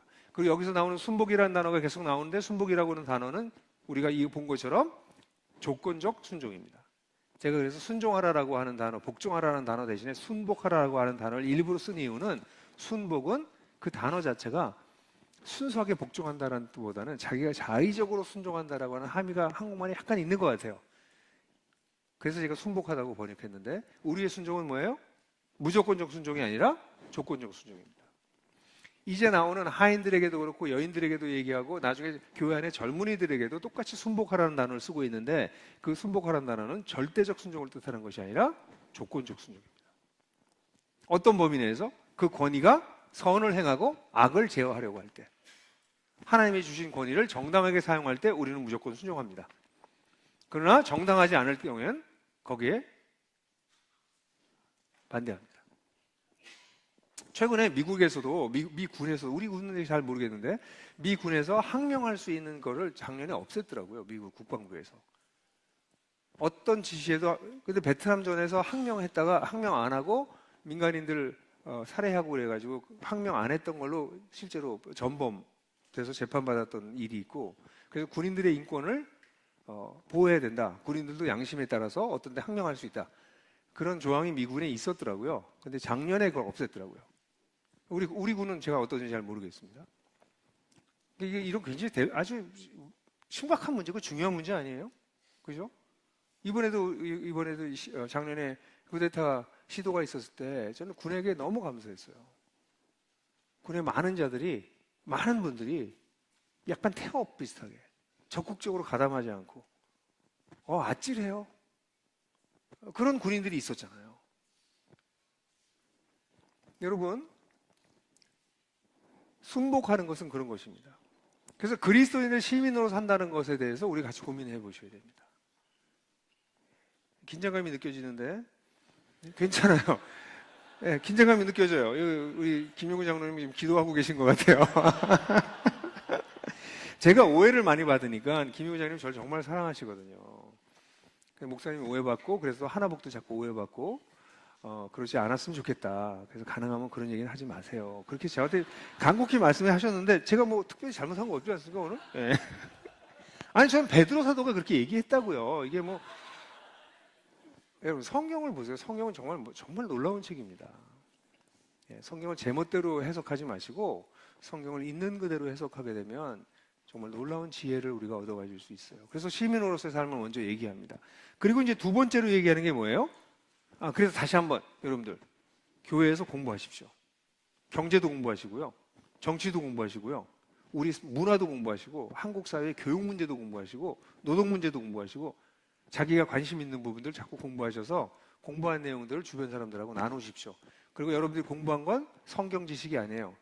여러분들의 한계로 이해한 거예요. 그러니까 여러분들이 공부한 거가 완벽할까요? 완벽하지 않아요. 부족한 거예요. 근데 그걸 공부하니까 자꾸 대화가 되면 대화하다 보면 어떻게 돼요? 우리가 분별력이 생긴다고. 그게 교회 안에서 이루어져야 됩니다. 여기 계신 분들한테는 얘기할 수 있어요. 복음이 선명하고 하나님 나라가 선명하니까. 근데 믿음이 어린 사람들에게는 이런 얘기를 하면 안 돼요. 이상한 목사라고. 여기서도 그렇게 생각하는 사람 5분 계신데. 예. 자, 그래서 그러고 난 다음에 이제 베드로 사도는 이 큰 그림을 먼저 얘기해요. 원칙 얘기하고 그 다음에 제일 큰 제국에서 어떻게 살 것인가를 얘기하고 난 다음에 그 다음에 아주 구체적으로 거기에 대부분의 교인들의 대부분을 차지하고 있었던 하인들, 일용직 노동자들. 거의 일용직은 아니에요. 이 사람들은 그 주인에게 거의 인생을 뜯어 맡긴 것과 같은 그런 사람들이었거든요. 당시에는 일용직 노동자는 아닙니다. 그냥 노동자입니다. 근데 노동자들에 대해서 얘기하면서 18절부터 20절까지 같이 읽겠습니다. 시작.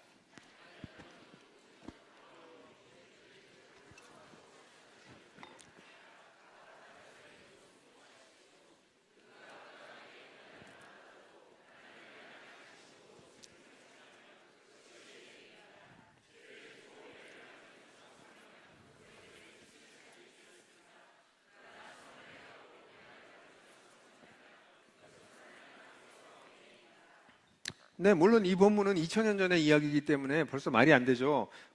우리가 회사에서 죄를 짓고서 매를 맞는 일은 없잖아요. 그죠? 그때 매를 때린 거예요, 실제로 주인들이. 예? 사형을 했던 거예요.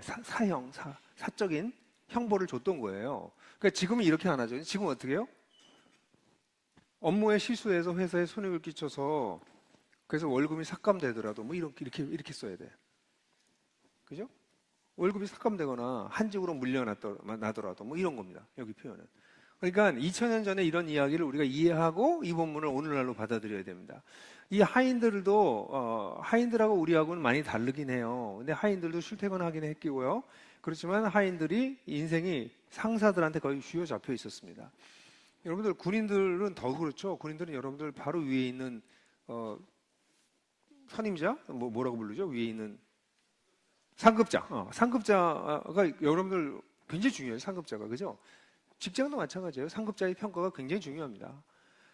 이런 상황 속에서 상급자가 좋은 사람이면 참 좋은데 그렇지 않을 때가 많아요. 여기도 뭐 어떻게 나오니까 신사적이지 않은 사람들. 여기 가혹한 사람이라고 제가 번역했는데 가혹한 사람들이 있어요. 그러니까 좋지 않은 리더들이 세상에 굉장히 많습니다. 그 유형을 제가 이야기할 필요가 없어요. 이미 여러분들 머릿속에 막 떠올리고 있을 거예요. 예? 가혹한 상사 그러면 벌써 막 그런 유형이 너무 많아. 수많은 그런 사람도 있어요. 그런 사람들이 있어요. 어떻게 할 거라는 거예요. 그 속에서도 선을 행하라는 거예요. 가혹한 자들에게도 순복하라는 거예요. 이거 순복하라는 건 뭐냐면 권위 구조를 인정하라는 거예요. 뭐의 한도 내에서?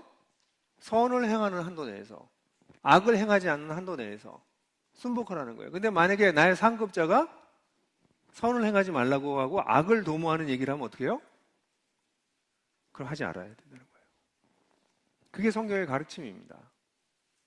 그래서 여기를 보게 되면 선을 행하다가 고난을 참는다면 이렇게 나옵니다. 선을 행하다가. 그러니까 상급자가 악을 요청했는데 악을 행하지 않고 선을 행하면 어떻게 돼요? 매맞게 되는 거예요. 고난을 당하는 거예요. 근데 네가 잘못해서 매맞는 일에 대해서 하나님께 믿음 때문에 그랬다고 말하지 말라는 거예요. 늘 얘기하는 거 여러분들 고등학교 때 많이 하셨잖아요. 공부 안 하고 교회 가서 밤낮 놀면서 엄마가 교회 다니지 말라고 한다고 교회 와서 기도 제목 나누면서 내가 집에서 핍박을 받고 있다.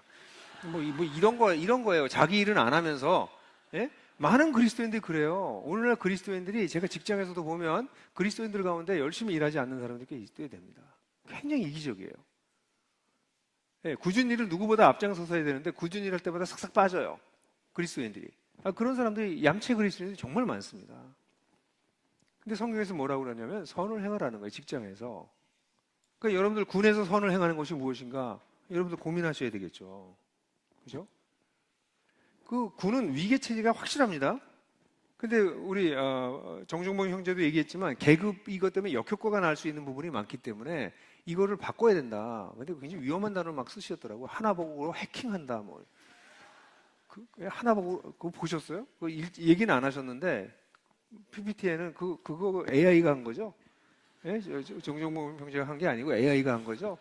예, 그렇게 해킹 이런 건 북이 생각나는데 어쨌든 그런 단어를 써서 깜짝 놀랐는데 이렇게 계급적으로 되어 있는 위계적인 곳에서 직급이 아닌 영적 멘토가 되는 것을 통해서 폐쇄적인 군대 조직이 네트워크가 되기 시작하는 거예요. 멘토와 멘티가 형성되기 시작하는 거예요. 이건 군이 가지고 있는 폐쇄성을 오히려 역전시키는 일이 일어나는 거죠. 인격적 관계가 형성되기 시작하는 거죠. 군 내에서. 뭐 우리 김영우 장로님 그 사성 장군이었지만 일성 장군 때부터 얘기를 들어보면 뭐 일병 이병들 교회 간다고 선수 운전해서 데려다주고 뭐 장군이 뭐 이런 일들을 하는 거죠. 이거 깨는 거죠. 난 여기서는 그게 중요한 게 아니야. 인격적 관계를 맺는 거죠. 그런 분들이 여기 굉장히 많더라고요. 하나복의 우리 지휘관들 가운데. 그래 자기가 가지고 있는 이 권위를 가지고 그 사람들을 이용하는 것이 아니라 그걸 가지고 뭐 하는 거예요? 섬기는 거죠. 이런 게 우리가 세상 속에서 행해야 될 선입니다. 세상에서 해야 될 선이 굉장히 많습니다. 실제로 제가 좀 오래전에 만났던 사람은 뉴욕에 가서 만났던 사람인데 그 사람은 비즈니스를 굉장히 잘하고 큰 비즈니스를 하는 CEO가 됐어요. 그래서 내가 어떻게 그렇게 CEO가 됐냐? 당신이 그렇게 여자였어요. 여자가 어떻게 이렇게 전문 직종에서 CEO까지 되고 뉴욕 한복판에서 살아가냐? 그랬더니 나한테 목사님 제가 한 가지 굉장히 중요한 얘기 하나 해드릴 게 있어요. 그게 뭔데? 그랬더니 자기가 회사에 들어가서 한 3년 차, 4년 차 때쯤 됐는데 자기가 굉장히 잘못했대요. 그 회사에 손실을 끼쳤고 그래서 그로 말미암아 사실 자기가 파이어 될 수도 있을 만큼 해고될 수 있을 만큼 위험한 일이었는데 그때 본부장이 이렇게 보더니 바로 윗사람한테 이 문제에 대해서 이거 제가 잘못 체크해서 문제가 생긴 겁니다.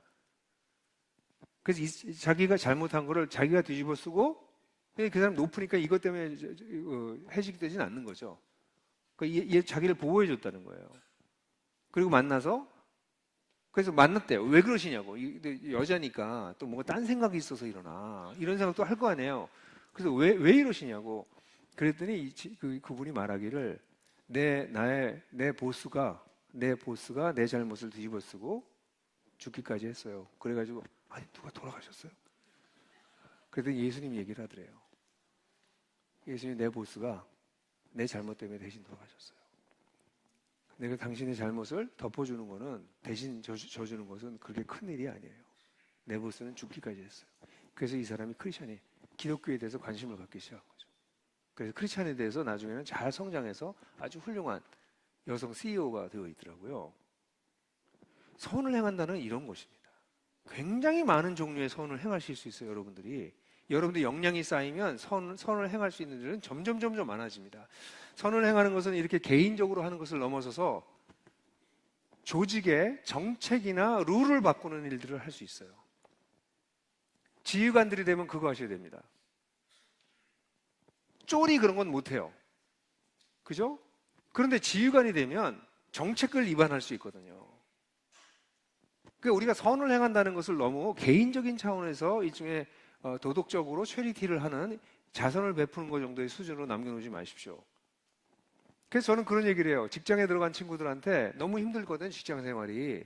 그 직장을 계속 있어야 되나 말아야 되나 3년만 지나면 대부분 다 그것을 고민하거든요. 그럼 제가 상담할 때 그렇게 얘기합니다. 네가 그럼 힘들어서 나오면 크리스찬들은 회사 다 빠져나와야 되는데 그럼 얘기합니다. 네가 그러면 몇 년 정도 버티면 회사에 영향을 끼칠 수 있는 데까지 될 수 있니? 제가 5년에서 10년 버티면 그 자리에 갈 수 있습니다. 그럼 회사에 영향 끼칠 수 있습니다. 너 그때까지 버틸 수 있으면 거기 해라.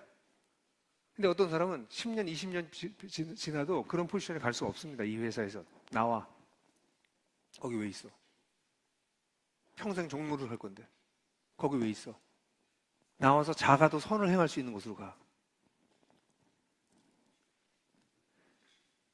당장 선을 못 행해도 괜찮아요. 왜냐하면 지금 내 위치가 선을 행할 수 있는 위치가 아니에요, 지금은. 그럼 버텨야 됩니다. 선을 행할 수 있는 위치가 될 때까지 버티면서 뭐 해야 돼요? 역량을 키워야 됩니다. 근데 그런 위치가 딱 됐는데 역량이 없어. 지혜도 없어. 배짱도 없어. 그럼 그냥 세상 따라 사는 거예요. 그 임시 체류자, 임시 거류자는 여기서 잠깐 하는 얘기예요. 나는 이 체제의 수능자예요. 그럼 선을 행할 수 없어요. 선을 행하려면 역량을 갖추셔야 됩니다. 지위가 높아지면 높아질수록 그 역량을 갖추려고 애를 쓰십시오. 하나님은 지위가 높아지시면 여러분들에게 더 많은 것을 요구하실 것입니다. 더 많은 것을 할 수 있는 기회를 주실 거예요. 정말 중대한 결정들을 내리게 하실 거예요. 그런 중대한 결정을 내릴 때 자기 직을 걸고 결정할 수 있는 사람들. 왜? 나는 하나님께 인정받으면 되니까. 그런 크리스찬들이 일어나기를 주님께서 원하세요. 그런 크리스찬들이 일어났기 때문에 초대교회는 아무것도 없었는데도 불구하고 세상에 영향을 끼쳤던 것이죠. 그러니까 직장인으로 우리가 살면서 사실 견뎌야 됩니다. 견뎌내셔야 됩니다. 그래서 의미를 추구하는 사람들이 견디지 않고 다 튀어나가는 경우가 있어요. 젊은 사람들 가운데. 근데 버텨야 되는 기간이 반드시 필요합니다. 저는 그냥 일반적으로 얘기할 때는 한 40까지는 버텨라. 40까지 버티면서 역량을 키워서 그때부터 칼을 뽑을 수 있으면 괜찮다. 근데 50까지 버텨야 된다. 그러다 네가 변할 거다. 그건 좀 너무 길다. 직장마다 다르겠죠. 그죠? 그래서 실제로 제 주변에 제 제자들 가운데서는 직장 그만두고 나온 친구들, 새로운 연봉 40% 깎고 새로운 직업 갖고 살아가는 사람들 많지는 않지만 꽤 있습니다. 이렇게 얘기했더니 우리 회사 한 직원이 또 나갔어요. 회사에서도 막 이런 얘기 하거든요. 그랬더니 좀 찾아오더니 저는 CPL님 제가 강연을 듣고 너무 감동을 받아서 저 나가서 제 일을 가겠습니다. 그래서 왜 핵심 인재가 왜 너 나가냐 이제. 근데 여기서는 지금 하인들에 대한 얘기를 했지만 이걸 뒤집으면 뭐가 돼요? 좋은 상사가 되는 것인데 어떤 사람이 좋은 상사인지를 또 얘기해 줍니다. 실제로 제가 회사에서 일을 해보니까 좋은 팀원으로 일했던 사람들이 결국 좋은 팀 리더가 되더라고요. 좋은 팀원으로 일을 하지 못했던 애들은 회사에 오래 있으면 안 돼요. 아무리 똑똑해도 빨리 내보내야 됩니다. 저희 회사는 팀으로 일하는 회사지 한 사람이 아주 독창적인 어떤 사람이 이렇게 나오는 그런 회사를 지향하지 않아요. 그러니까 팀에서 튀어나오고 자기 혼자 똑똑하고 자기 혼자 능력 발휘하고 막 이랬던 친구들은 나중에 시간이 지나면 회사에 좋은 영향을 못 끼쳐요. 그래서 그 사람들은 자연스럽게 페이드아웃 할 수 있는 길을 만들고 또 그 사람들이 있지도 않아요. 나가서 자기 세계를 열어야 되기 때문에. 근데 대부분 실패합니다. 회사라고 하는 인프라가 있으니까 이게 되는 건데 자기가 다 할 수 있다고 생각해. 많은 사람들이. 흔히 얘기하는 것처럼 삼성맨은 삼성을 떠나는 순간 그냥 노맨입니다. 근데 자기가 삼성에서 할 때 대우받고 힘이 있었으니까 나가면 할 줄 아는데 실제로는 역량이 없기 때문에 노맨이 돼버리는 거죠. 그래서 안에 있을 때 함께 잘 일하는, 그래서 좋은 리더가 되는 여러분들이 되셨으면 좋겠어요. 그리고 계속 이게 보십시오. 여기 우리 이 하나복 안에 들어와 있는 좋은 지휘관들이 있으세요. 그 지휘관들을 보고 배우십시오. 완벽한 사람이 없어도 이분한테는 이런 부분 배우면 되겠다. 저 부분한테는 저 부분 배우면 되겠다. 그걸 모아서 여러분들 걸 만드십시오. 완벽한 롤 모델이 한 명이 생기긴 쉽지 않을 겁니다. 왜냐하면 그 사람하고 여러분도 다르기 때문에 곳곳에서 그 사람들 리더를 배우십시오. 네. 그 다음에 가정 얘기로 넘어갑시다. 자, 3토 다음에 중요한 게 뭐예요? 가정입니다. 3토는 우리가 먹고 살기 위해서 반드시 필요한 일이죠. 그러면 우리의 사는 삶의 대부분은 어디서 벌어집니까? 가정에서 벌어집니다. 근데 이 가정에 대한 얘기를 할 때 여러분들 보시는 것처럼 1절부터, 이거 읽지는 않겠습니다. 1절부터 6절까지는 자매들한테, 아내들한테 얘기하고 7절 한 절만 남편들에게 얘기해서 남편들한테 굉장히 역시 그 여성 차별을 하는구나. 베드로가 그랬다 이렇게 생각할 수 있지만 제가 그렇지 않다고 얘기했죠. 이와 같이 남편들이 이와 같이 해서 여성들에겐 6절이고 남성들에게는 7절이다. 그죠? 그러니까 앞에 거의 그 원리를 다 생각하고 그 다음에 이와 같이 7절 하나 더 얘기하는 거기 때문에 사실은 양이 마치 적은 것처럼 보이지만 그렇지 않다. 한 절 더 있다 우리가 남자들은. 그래서 남편 노릇하기가 사실은 더 어렵다 이 본문이. 그 얘기를 하고 있다. 근데 이 본문에서는 어떤 얘기를 하고 있냐면 이 본문에 아주 중요한 거는 여성들에게 근데 이 본문을 이제 이해하는 게 어려워요. 두 가지 면에서. 하나는 고대 사회의 여성에 대한 이해가 없기 때문에 이 본문이 굉장히 차별적으로 느껴지는데 제 책을 공부하시면 아시겠지만 그 당시의 사회적, 문화적인 상황을 제대로 공부하면 이 성경은 이 여성을 엘리베이트 시킨 엄청나게 높은 차원도 높여놓은 거라는 걸 알게 되십니다. 문화적인 상황, 지금 21세기의 현대사회에서 이렇게 보면 이거는 여성을 차별하는 것처럼 보이지만 1세기 상황으로 들어가면 아니 여성을 이렇게까지 대우한다고? 이렇게 여성을 이렇게 해도 돼? 라고 생각할 정도로 여성을 높게 대우하는 본문입니다. 그러니까 이 본문을 보면서 우리는 여기서 원리를 찾아내서 남성과 여성에게 적용해야 됩니다. 제가 이 설교를 2001년에도 했거든요. 2002년에도 이 본문 가지고 설교했는데 25년이 지나면서 여성과 남성관이 굉장히 많이 변했어요. 저는 그게 피부로 느껴집니다. 그래서 남성과 여성에 대한 상이 우리 현대사회에서 엄청나게 많이 변화돼서 지금은 제가 볼 때는 아내 노릇하기보다 남편 노릇하기가 좀 어려운 것 같아요. 네. 남편들이요. 네. 나이 드신 남편들은 좀 제외하겠습니다. 그분들은 이미 가부장적 사고를 가지고 살다가 지금 좀 국도 잘 못 얻어먹는 그런 입장이 되셨을 거고요. 근데 보통 때 30대, 40대에 있는 남성들이 굉장한 혼란에 빠집니다. 자기 아버지처럼 살고 싶진 않아. 그렇게 가부장적으로 살고 싶진 않아. 근데 이렇게 너무 똑같은 평등권 안에서 근데 사실은 더 해야 돼. 그래서 많은 젊은 남자들이 결혼 안 해요, 지금. 결혼은 오히려 남자가 더 속박당하는 길이다. 옛날처럼 그러니까 옛날에 그냥 아버지로서 아우라가 있었거든. 근데 요즘은 아버지 아우라 없어요. 의무만 너무 많아. 그래서 안 하려고 듭니다. 그래서 지금 상황이 굉장히 복잡해졌어요. 그래서 제가 이 책을 쓸 때는 원래는 3장 1절부터 7절까지를 설교를 한 번 했습니다. 근데 이 책을 쓸 때는 제가 지금까지 책을 쓰면 설교 안 한 거를 챕터에 집어넣은 첫 번째 챕터가 3장 7절을 따로 다뤘습니다. 현대 남성들의 문제를 따로 다뤘어요. 그만큼 남성들의 문제가 지금은 달라졌다. 여기 아주 남성과 여성에서 아주 중요한 원리가 뭐예요? 이 둘은 아주 평등하다는 거예요, 사실은. 성경의 원리는 남자가 여자보다 우월하다라고 가르치지 않습니다. 상호 복종하는 관계다. 상호 보완적인 관계다. 예요.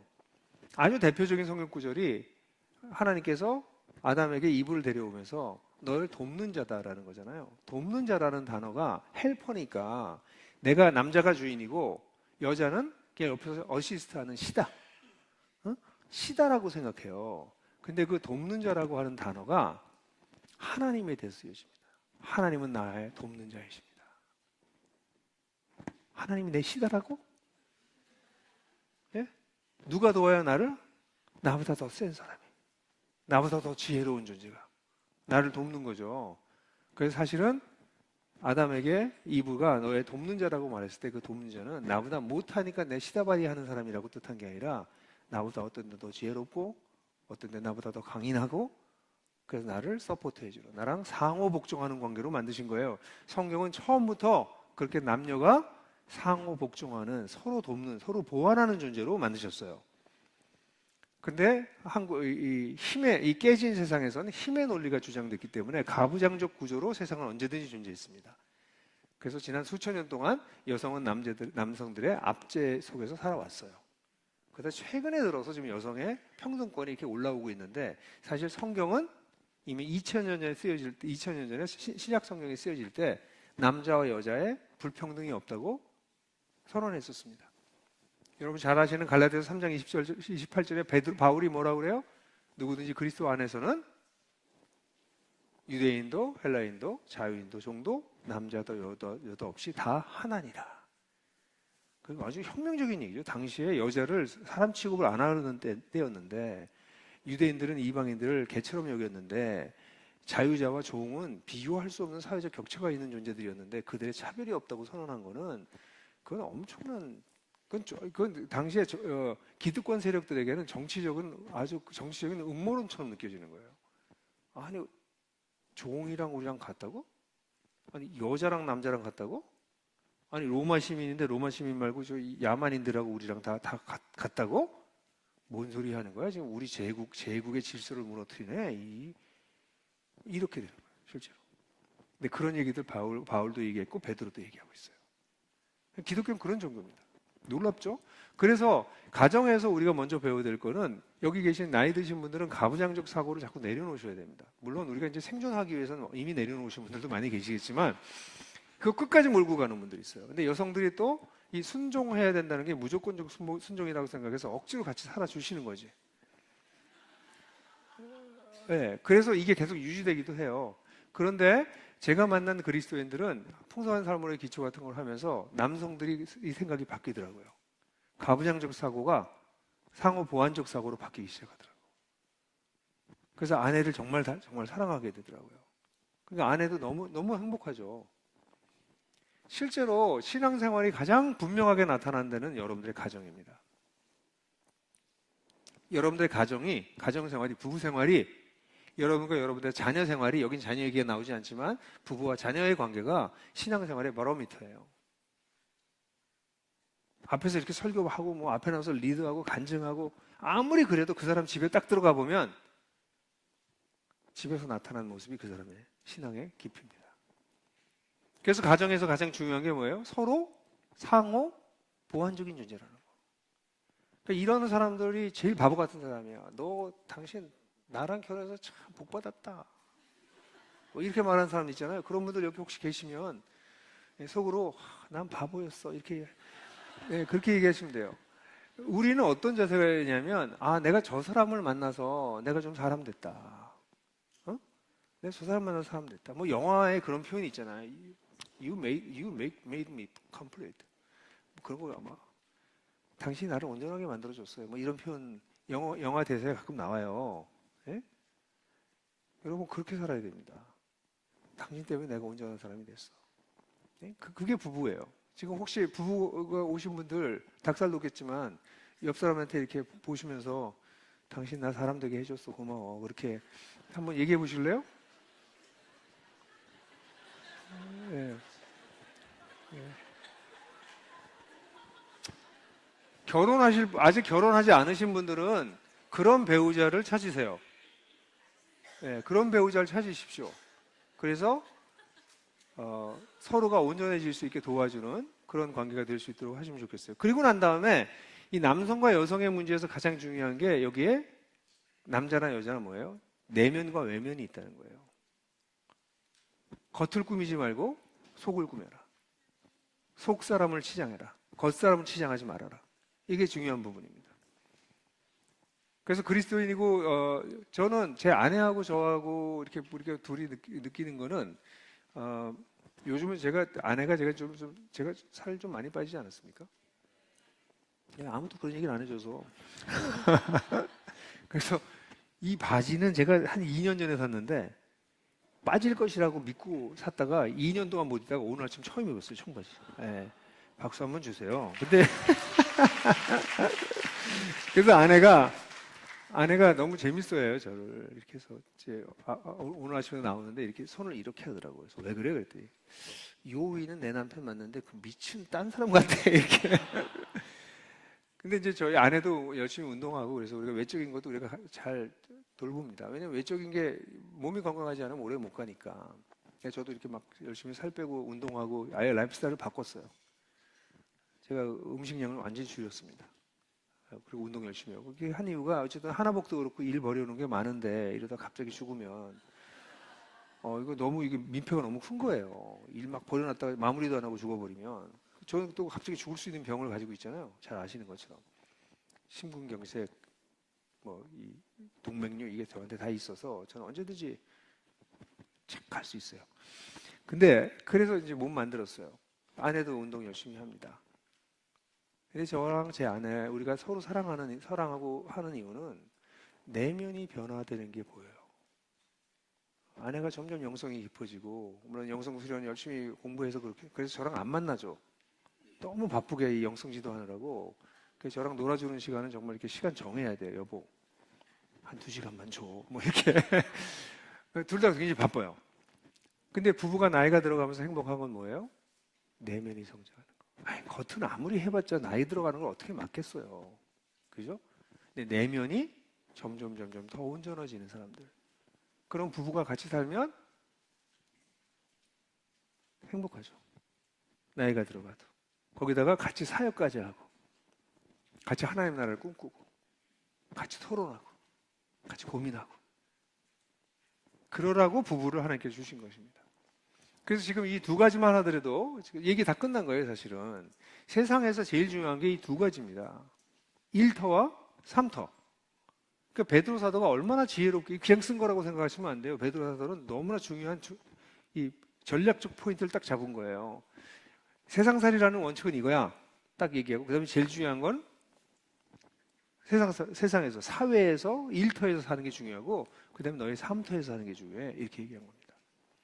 그래서 여러분들 풍성한 삶의 기초나 이 풍삼 초첩은 아주 초보적인 얘기이기 때문에 거기까지 다루지 못하지만 풍성한 삶의 기초에 들어가시면 여러분들이 고민해야 될 건 뭐냐면 이 진리가 나의 삶의 구체적인 영역에 어떤 변화를 가져오는가가 중요합니다. 그래서 늘 여러분들이 질문해야 될 게 뭐냐면 Does it work? 이게 작동하는가? 기독교의 진리가 정말 작동하는가? 어디서? 내 삶에서. 내 1터와 내 3터에서 정말 작동하는가? 그걸 물어보셔야 됩니다. 기독교의 진리를 교회에 와서만 앵무새처럼 조아리는 그리고 그걸 믿음이라고 얘기하는 것은 굉장히 잘못된 것입니다.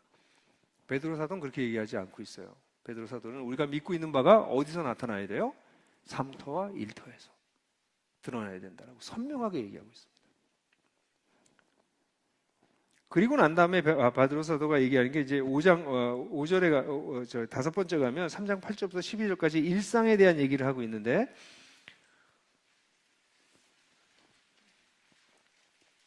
네. 일상에 대한 얘기를 하고 있습니다. 그 일상에 대해서 전체적으로 요약해서 지금 베드로 사도가 얘기하고 있습니다. 우리 요 구절을 잠깐 읽을까요? 읽어야 되는 이유는 읽어야 됩니다. 아니 다 읽어야 되는데 근데 어쨌든 읽읍시다. 8절부터 17절까지 같이 읽겠습니다. 시작. 마지막으로 여러분 모두 조화를 추구하고 동정적이며 사랑을 베풀고 따뜻한 마음을 품고 겸손하십시오.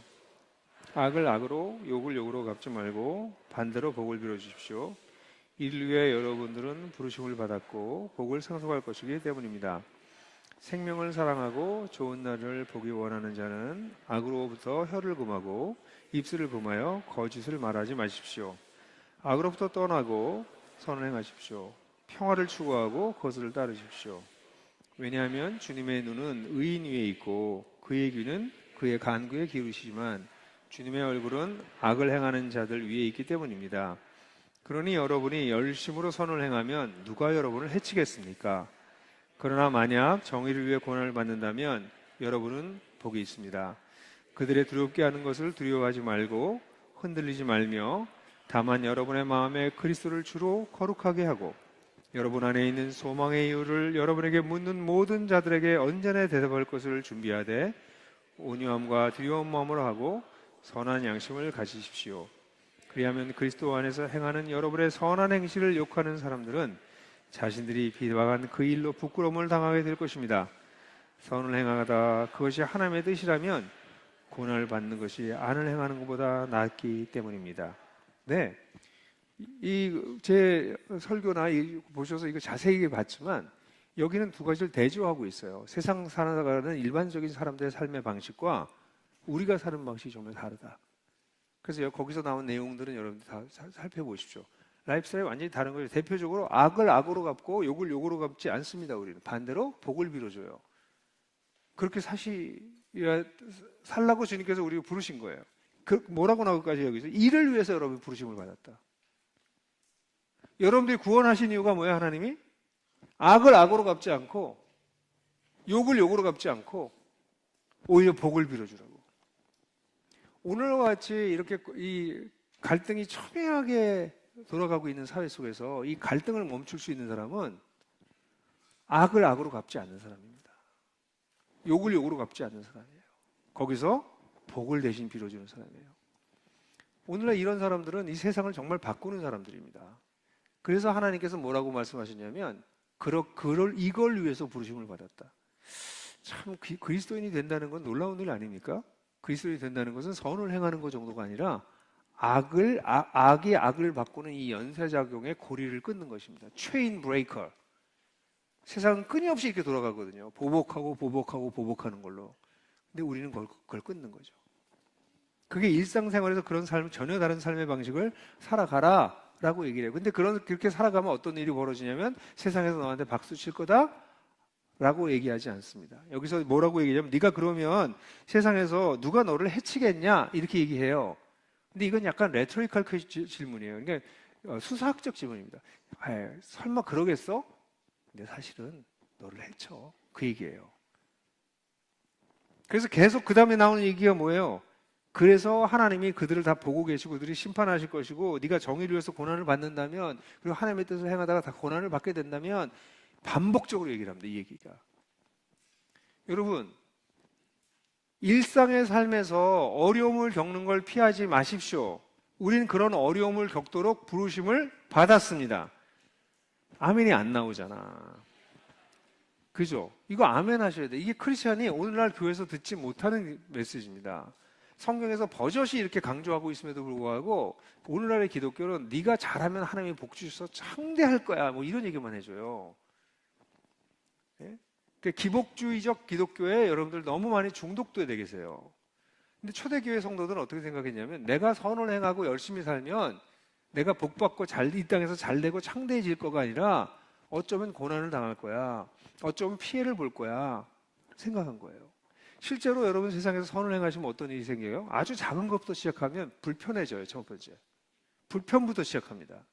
그러니까 여러분들 삶이 좀 불편하셔야 돼요. 제일 낮은 차원이 불편이에요. 그 다음엔 불리해집니다. 그렇게 살면 자꾸 불리해져요. 왜냐하면 세상 사람들이 살아가는 방식이랑 다르거든요. 그러니까 불리해집니다. 저희 회사도 우리 회사가 로비 안 하는 걸로 유명하거든요. 그러니까 로비를 안 하기 때문에 이게 너무나 슬픈 일인데 공공부문에 우리가 일을 잘 못해요. 공공에 들어가면 공공은 더 페어해야 될 것 같잖아요.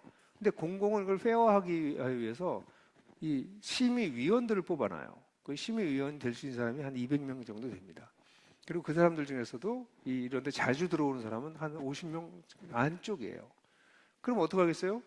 로비를 잘하는 데는 이 사람들 평상시에 계속 로비하는 거죠. 그 결정적인 순간에는 우리 거가 너무 좋은데 우리 제품이 우리 안이 너무나 좋은데도 우리 안은 택하지 않습니다. 그래서 직원들이 정말 날밤 새 가지고 일했다가 날아가는 게 한두 번이 아니에요. 그래서 아예 우린 공공에 안 들어갑니다. 공공에 들어가봤자 안 된다 거예요. 우리 로비 안 하니까. 이거 엄청나게 불리한 거예요. 실제로. 직원들한테 미안해요. 어떤 때는. 우리도 그냥 로비하면 우리 다 될 수 있는 건데. 안 되니까. 그래서 농담삼아 그 업계엔 그런 얘기도 있습니다. 우리 회사가 들어가면 다른 회사도 들어와. 거기 로비가 적은 판이다. 저희 회사가 이렇게 완벽하진 않지만 적어도 그런 원칙을 지키려고 애를 많이 써요. 그럼 불리해지는 거예요. 회사도. 그죠? 불편해지고 분리하고, 그 다음에 피해를 보기 시작합니다. 피해받고 오해받고 그는 저 앞인데 피해를 보기 시작해요. 그 다음엔 집단적인 따돌림 당합니다. 그리고 박해도 받아요. 마지막엔 박해예요. 그러니까 예수를 믿고 하나님 선을 행하는 삶을 우리가 세상 속에서 살기 시작하면 일상에서 불편, 분리, 피해, 그 다음에 뭐 따돌림, 그러다 나중에 박해도 받을 수 있다는 거예요. 우리는 그렇게 살도록 부르심을 받은 사람들입니다.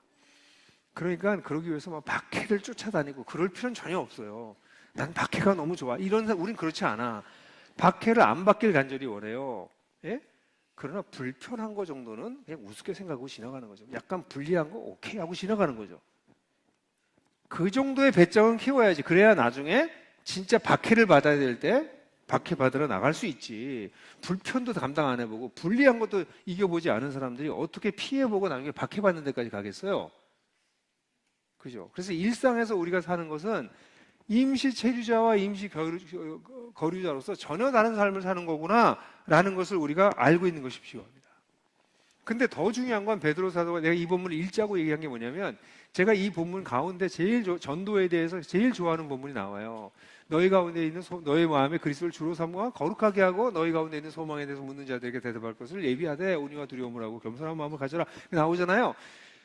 이 구절이 나온 세팅이 어디냐는 거예요.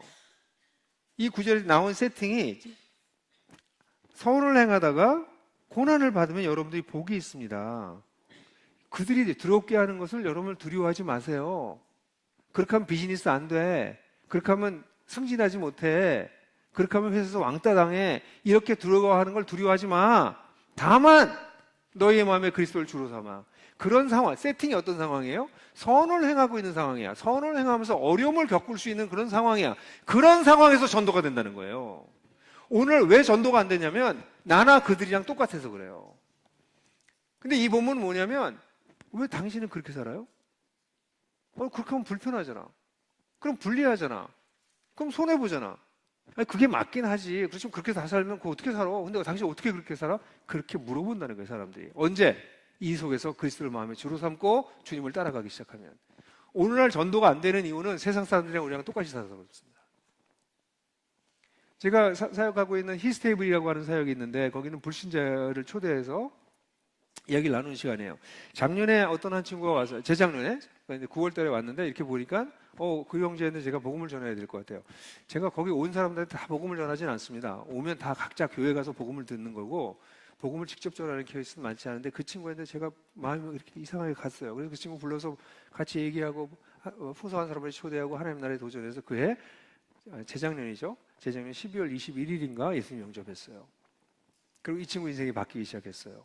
이 친구 지금 풍성기까지 끝났습니다. 저랑 같이 풍성기에서 풍성이 끝났는데, 이 친구가 힐스테이블에 어떤 다른 여자분을 지난 주에 데리고 왔더라고요. 그리고 이번 주 어제도 데려왔는데, 그저께도. 그래서 그분한테 어떻게 오셨어요? 그랬더니 우리 이 대표님이 최근에 너무 많이 바뀐 걸 보고 그래서 참 신기하다 이런 생각을 하고 있었는데, 얘기하다가 힐스테이블을 통해 가지고 뭐 하나님을 알게 됐고 뭐 그래서 그런 거 나도 올 수 있다고 해서 와본 거예요. 그러더라고요. 그 여자분이. 이 여자는 뭐예요? 이 친구가 비즈니스를 하는데 비즈니스를 세상 사람처럼 하지 않고 상대방 너무 세상 사람, 예수 믿고 나면 너무 퍼주려고 들더라고. 그래, 너 그렇게 하면 안 돼. 비즈니스는 이건 자선 사업이 아니야.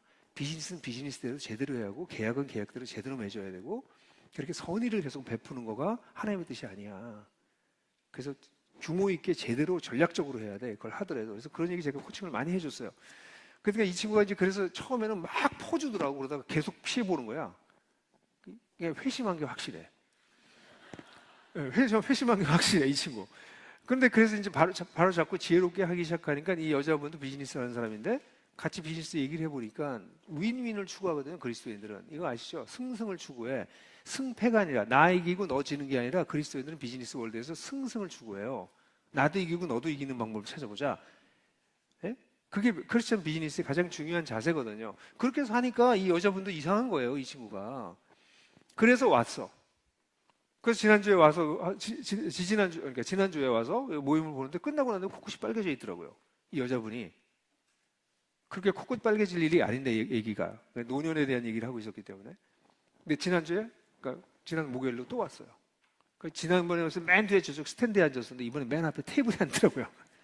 그러니까 어떻게 또 오셨어요? 그랬더니 여기 뭐 좀 있는 것 같아요. 제가 좀 추구하고 있던 삶이랑도 뭐가 좀 비슷하고 감동도 되고 저 이번 시즌 끝날 때까지 계속 올 생각이에요. 그러더라고요. 그게 복음 전도가 일어나는 겁니다. 한 사람이 변화돼서 비즈니스 하는 방식이 달라진 거예요. 옛날에도 이 사람 봤는데 옛날이랑 달라졌어. 왜 나에 대해서 정말 관심을 갖지? 내 비즈니스에도 왜 관심을 갖지? 보통도 이게 다 상술이거든요.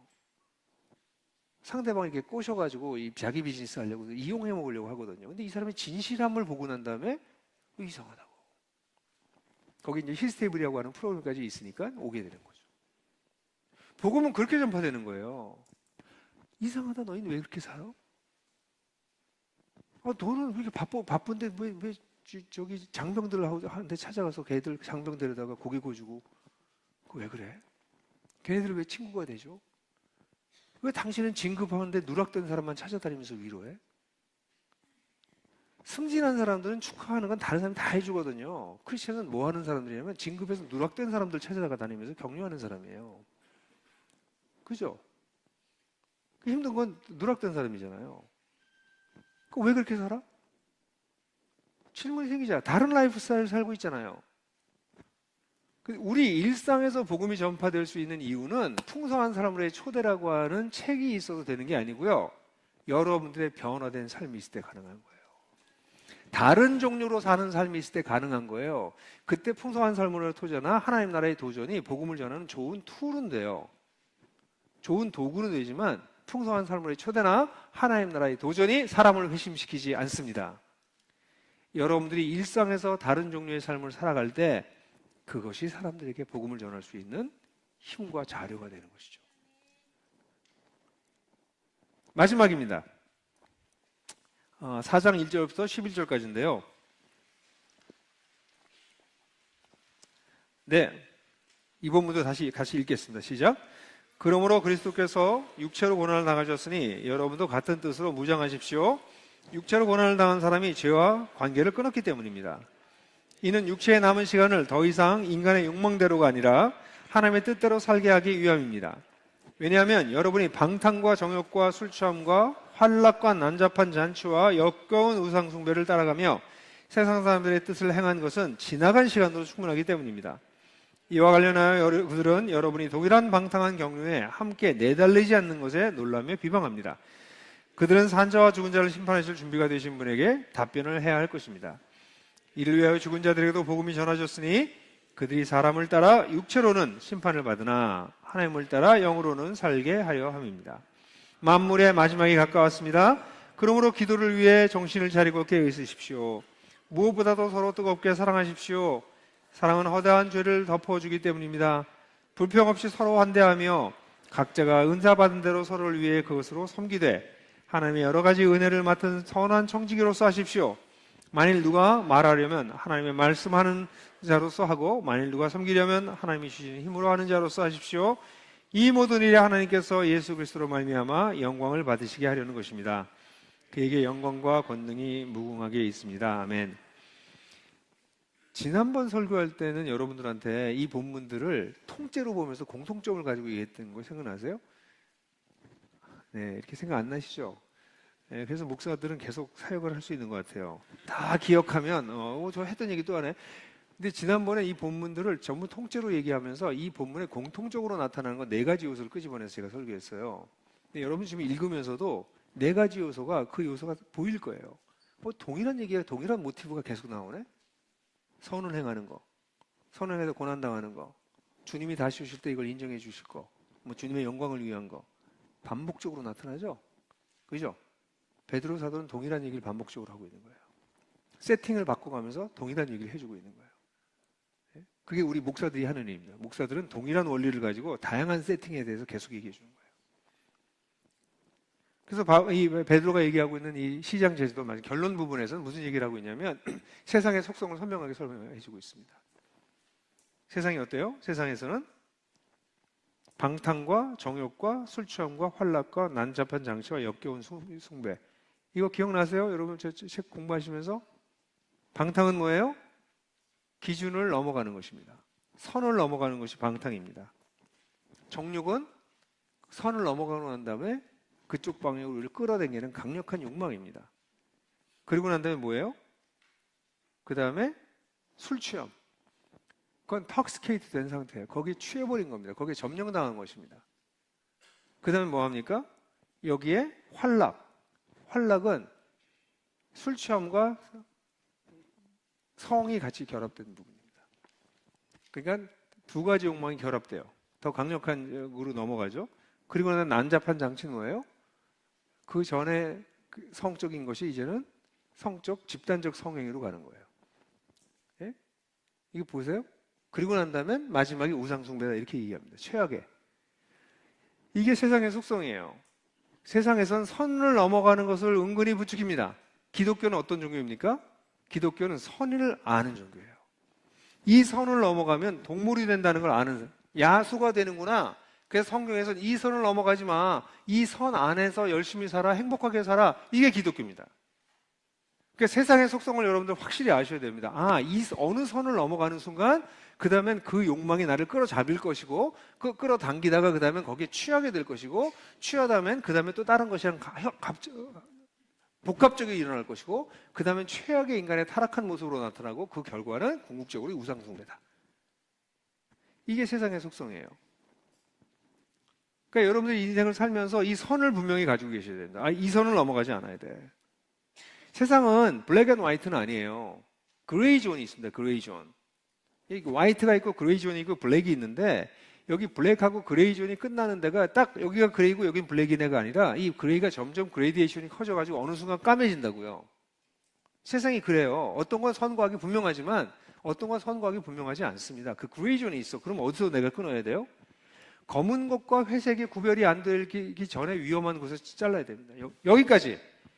이거는 꼭 악은 아니야. 근데 이 선을 넘어가면 그 다음에 내가 빨려 들어갈 수 있어. 그럼 거기서 막으셔야 됩니다. 끊으셔야 됩니다. 그게 뭐든지, 그게 성도 그렇죠. 아주 중요하죠. 그래서 우리 여러분들도 그렇게 하시겠지만 우리 제 주변에 있는 공동체에서는 이성 간에 만나는 걸 못하게 하지 않아요. 이성 자주 만나요, 우리. 근데 자주 만나서 너무 친해지다 보면 위험할 수 있죠. 그러니까 어떻게 해요? 우리는 이성들을 만나야 될 때는 꼭 배우자에게 사전에 전화한다. 여보, 나 누구 만나? 어디가? 또는 상급자에게 얘기한다. 사역자들 경우에. 반드시 얘기하고 한다. 후회하면 무조건 징계예요. 얘기한다. 둘째, 만났을 때는 공개적인 곳에서 만난다. 그 선이 있는 거예요. 아무리 친해도. 저 그래서 옛날에 요즘은 제 사역비서가 남자분이어서 너무 편해요.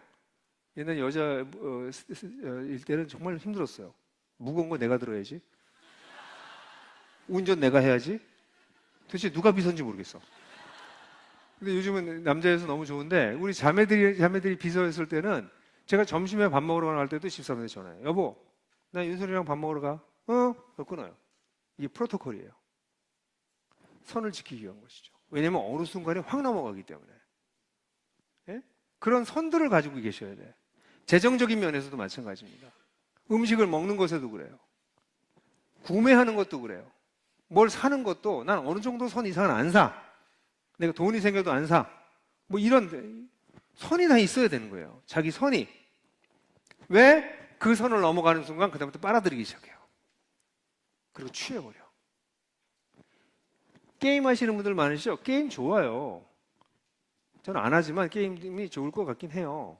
그래서 그 세계를 알고 싶기도 한데 시간이 없어서 못해요. 근데 게임도 왜냐면 좀 스트레스도 풀고 재미도 있고. 근데 게임을 어느 선이 있어야 돼. 뭐 1시간만 한다거나 뭐 30분만 한다거나 뭐가 있을 거 아니에요. 그 선이 어디 있는지 모르겠지만 이거 하다 보면 밤이 새벽 2시, 3시까지 눈이 빨개지면서 해. 네? 그럼 여기 빠진 거야. 나중에 그래서 집에 가서 게임할 생각해. 게임하다 보면 그다음에 뭐 붙어요? 도박부터. 아이템 사고 뭐 팔고 막 돈 들어와. 하나씩 붙어요 여기에. 그 다음에 점점 선이 있어야 됩니다. 그게 게임이든 뭐든 하나님은, 따라해 보세요. 하나님은 우리가 즐겁게 살기를 원하신다. 하나님은 우리가 쾌락을 누리길 원하신다. 정말? 우리의 쾌락적 요소를 하나님이 다 주셨어요. 먹는 거, 보는 거, 입는 거, 맛보는 거. 커피를 마시면서 이거는 어제 나 친구가 그러더라고요. 난 토르자를 좋아해요. 왜 넌 토르자 좋아하는데? 기와장 냄새가 나. 와, 뭐 네, 서지성 목사라고 저랑 같이 일하는 잘하는 여러분. 커피숍 가서 얘기하는데 뭐 그런 얘기를 해. 아니 그거 모든 즐거움을 누릴 수 있는 뭐 후각, 미각, 청각, 시각, 타치하는 거 다 하나님이 주신 거예요. 이걸 가지고 뭐 하라고 주셨어요? 즐겁게 살라고. 우리 하나님 얼마나 좋으신 분이에요? 그죠? 근데 선을 넘어가면 동물이 되는 거야. 이게 성경이에요. 선을 건강하게 지켜. 그래서 시장 제자도에서 아주 중요한 게 우리가 맨 처음에 나왔던 우리 육신의 정욕을 제어하라라는 구절이 있잖아요. 왜? 거기 나오는 정욕이 여기 나오는 정욕이에요. 이 선을 넘어가서 정욕으로 끌어당기기 시작하면 일로 쭉 끌려갈 거기 때문에 여기에 끌려가지 말라는 거예요. 여기서 선을 거라. 그러니까 시장에서 우리가 세상에서 살아갈 때 그리스도인들이 자기를 지키기 위해서 가장 중요한 거는 선을 만들어 놓는 겁니다. 그건 여러분들이 모여서들 얘기하셔야 돼요. 각 부분에 대해서. 여러분 공동체에서도 이런 얘기 자꾸 하셔야 됩니다. 젊은 형제들 많이 모인 데서는 성에 대한 얘기 하셔야 됩니다. 젊을 때는 성적인 유혹이 굉장히 강하거든요. 그런 얘기 할 수 있는 데가 공동체입니다. 자신의 선. 여러분 주식 투자하고 뭐 돈, 경제, 그럼 돈에 대해서 이거 있어야 됩니다. 그렇게 들여다보고 있으면 안 돼. 그건 선을 넘은 거야. 주식 투자는 그렇게 하는 거 아니야. 주식 투자는 우량주에다 투자하고 인덱스 봐가지고 좋은 거 그리고 길게 가는 거야. 그걸 들여다보고 넣었다 뺐다 해서 다 망했어. 하지 마. 실제로도 망해요. 그럼 선을 거놔야지. 그죠? 주식 투자도 그래요. 뭐든지 다 그렇습니다. 시장에서 우리가 제대로 살려면 세상의 속성을 제대로 이해해야 됩니다. 두 번째, 세상을 제대로 이해할 뿐만 아니라 인생을 제대로 인식해야 되는데 이 본문에 보게 되면 두 가지 시간을 얘기하고 있어요. 어떤 얘기를 하고 있어요? 육체의 남은 시간 이렇게 나옵니다. 2절에 육체의 남은 시간을 그죠? 이제 보면 그리고 3절에 보면 그렇게 행한 것은 지나간 시간으로 충분해. 여기 육체의 남은 시간, 지나간 시간 이렇게 나누고 있어요. 이 시간은 크로노스입니다. 흘러가는 시간이에요. 여러분 우리 인생은 어떻게 되어 있습니까? 지금 여기 서 있잖아요. 예? 그럼 우리가 지나간 시간이 여기 있어요. 남은 시간이 여기 남아 있습니다. 우리 인생은 남은 시간을 살아내는 거예요. 지나간 시간을 보면서 교훈을 얻고 그리고 지나간 시간에 매이지 않고 남은 시간을 사는 겁니다. 그러니까 인생을 그렇게 보는 거죠. 여러분들에게 남은 시간이 얼마나 남으셨어요? 지나간 시간에 어떻게 살았는 건 별로 안 중요해요. 어제 좀 잘못했어도 괜찮아. 어제 실패했어도 괜찮아. 네? 근데 지금 오늘부터 남은 시간 어떻게 살 거냐가 중요해요. 근데 많은 사람들은 어제까지 잘못한 걸 가지고 오늘의 자기 연민에 빠져 있어. 그게 어리석은 그리스도인들. 좋은 그리스도인들은 오케이 어제까지 이렇게 됐어. 그럼 난 지금부터 남은 시간은 어떻게 살 거야. 이렇게 사는 거죠. 여러분 시장 제자도를 살아갈 때 아주 중요한 것 중에 하나가 뭐예요? 자신의 인생을 시간으로 보는 겁니다. 내 남은 시간을 어떻게 보낼 것인가. 그러니까 남은 시간을 어떻게 살 것인가를 얘기할 때 제일 중요한 거는 그래서 앞으로 10년, 20년 어떻게 살 건가 그렇게 장기적으로 꿈꾸는 것도 중요하지만 일주일 단위로 여러분들의 시간을 보는 게 중요해요. 저는 여러분들한테 권고하는 건요. 여러분들이 일주일이 시작하는 게 주일날이 될 수도 있고 월요일날이 될 수도 있을 거예요. 그러면 그때 여러분들 앉으셔서 일주일 적어도 일주일에 여러분들 오가나이저 같은 캘린더를 이렇게 보시면서 그 주간에 무슨 일들이 있고 뭐를 해야 되는지를 보십시오. 이렇게 뭐가 중요한지. 한 주 내지 2주 더 보십시오. 아, 내 남은 시간에 이번 주에 이런 게 있구나. 이번 주에 이런 걸 해야 되겠네. 그런 걸 하십시오. 그리고 그 시간들 가운데서 여러분들이 그 남은 시간 가운데서 여러분들에게 좋은 습관을 만들어 나가세요. 따라해 보실래요? 내 인생은 내 습관 덩어리다. 여러분들의 습관을 모아놓으면 그게 여러분들의 인생이에요. 정신적, 육체적 습관들이 모이면 여러분들이 되는 거예요. 그러면 지난 시간을 지배하고 있었던 건 뭐예요? 옛 습관들입니다. 나를 얽어막고 있는 옛 습관들이에요. 이건 육체적인 것도 있지만 내면적인 것도 굉장히 많습니다. 풍삼기를 하면 이 내면적인 습관들을 고치게 도와드리긴 하지만 그런 이런 옛 습관들을 바라보면서 남은 시간은 그렇게 살지 말아야 되겠네. 난 기도 하나도 안 했어. 그럼 이제부터 기도 열심히 해. 나 하루에 30분씩 기도해야지. 못 하십니다.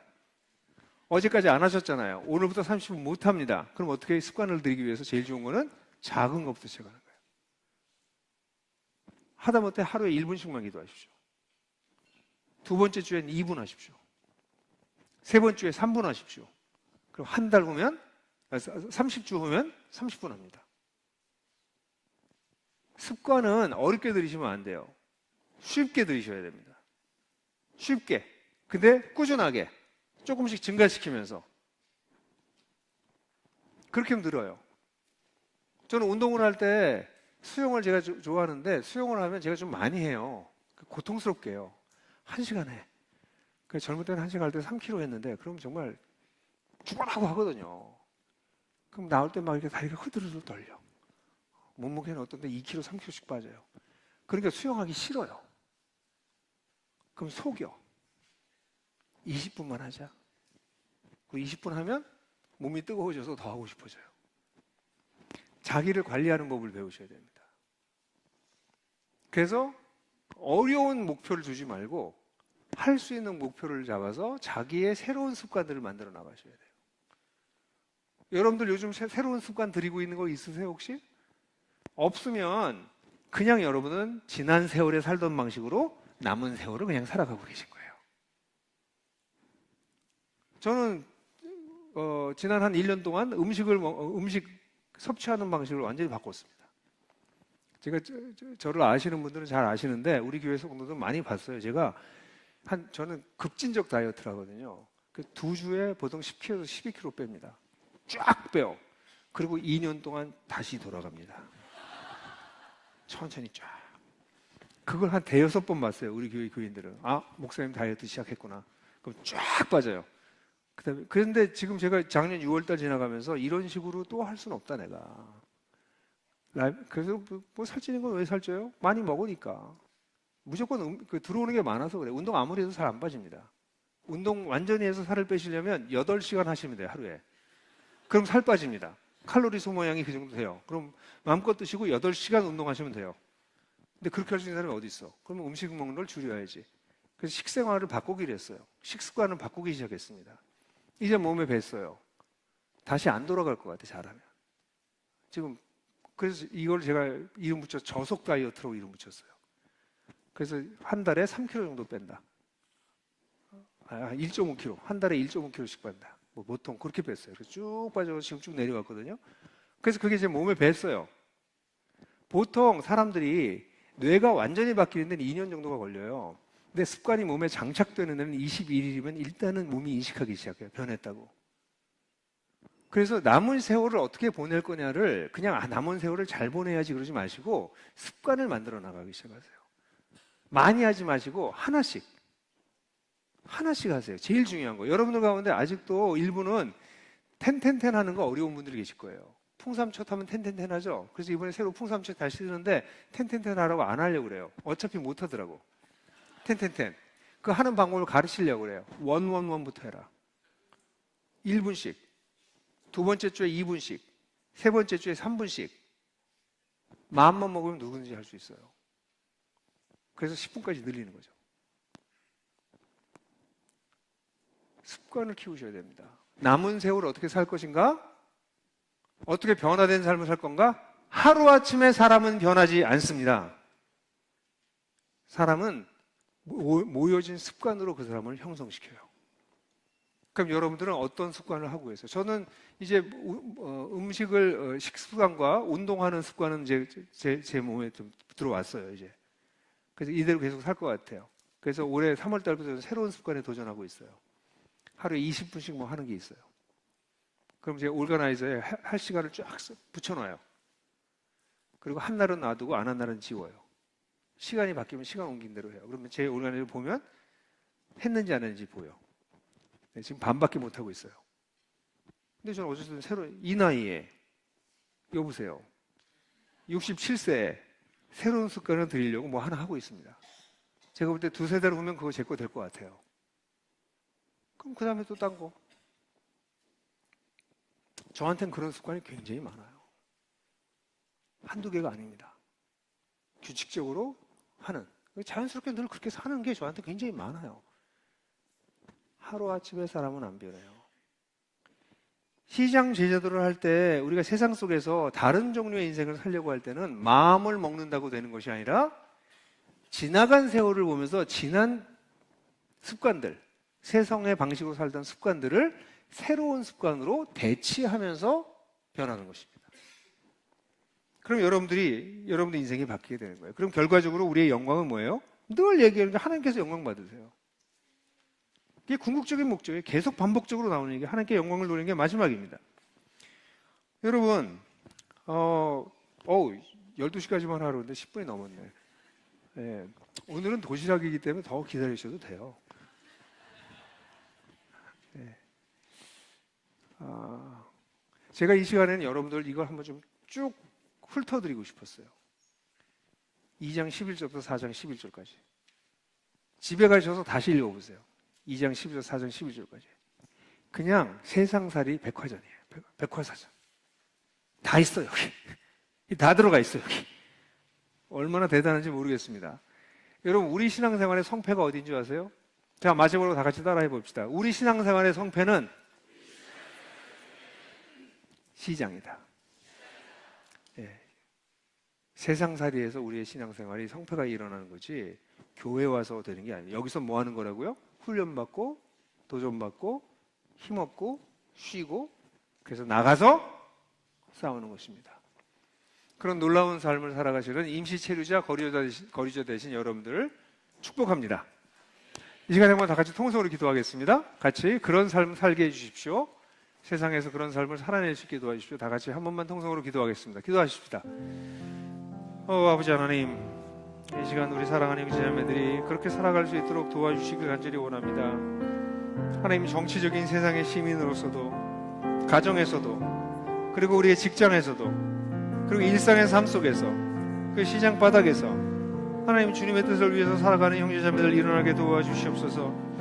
하나님 나라 복음으로 살아가는 것은 풍상 초척기를 하는 것이 우리 하나복 운동이 아닙니다. 하나님 이것을 통해서 복음을 분명히 하고 이 위에 서서 세상에서 하나님 나라의 백성으로 살아가는 것이 우리의 부르심입니다. 그런 부르심을 제대로 살아가는 우리 모두가 될 수 있도록 주께서 역사하시고 이끌어 주시기를 간절히 원합니다. 이들을 주님의 손에 맡겨드립니다. 주님 강건케 하시고 놀랍게 일하여 주시옵소서. 주님 오늘 오후 시간들도 주님께 맡겨드립니다.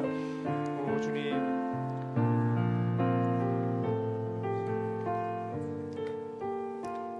아버지 하나님, 참 놀랍습니다. 이렇게 긴 설교를 또 이렇게 긴 본문을 함께 다룰 수 있는, 함께 이야기하고 또 집중해서 들을 수 있는 청중 이런 회중이 얼마나 있을지 잘 모르겠습니다.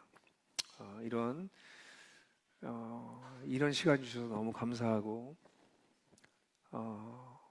정말 이들을 다시 한번 축복하게 됩니다.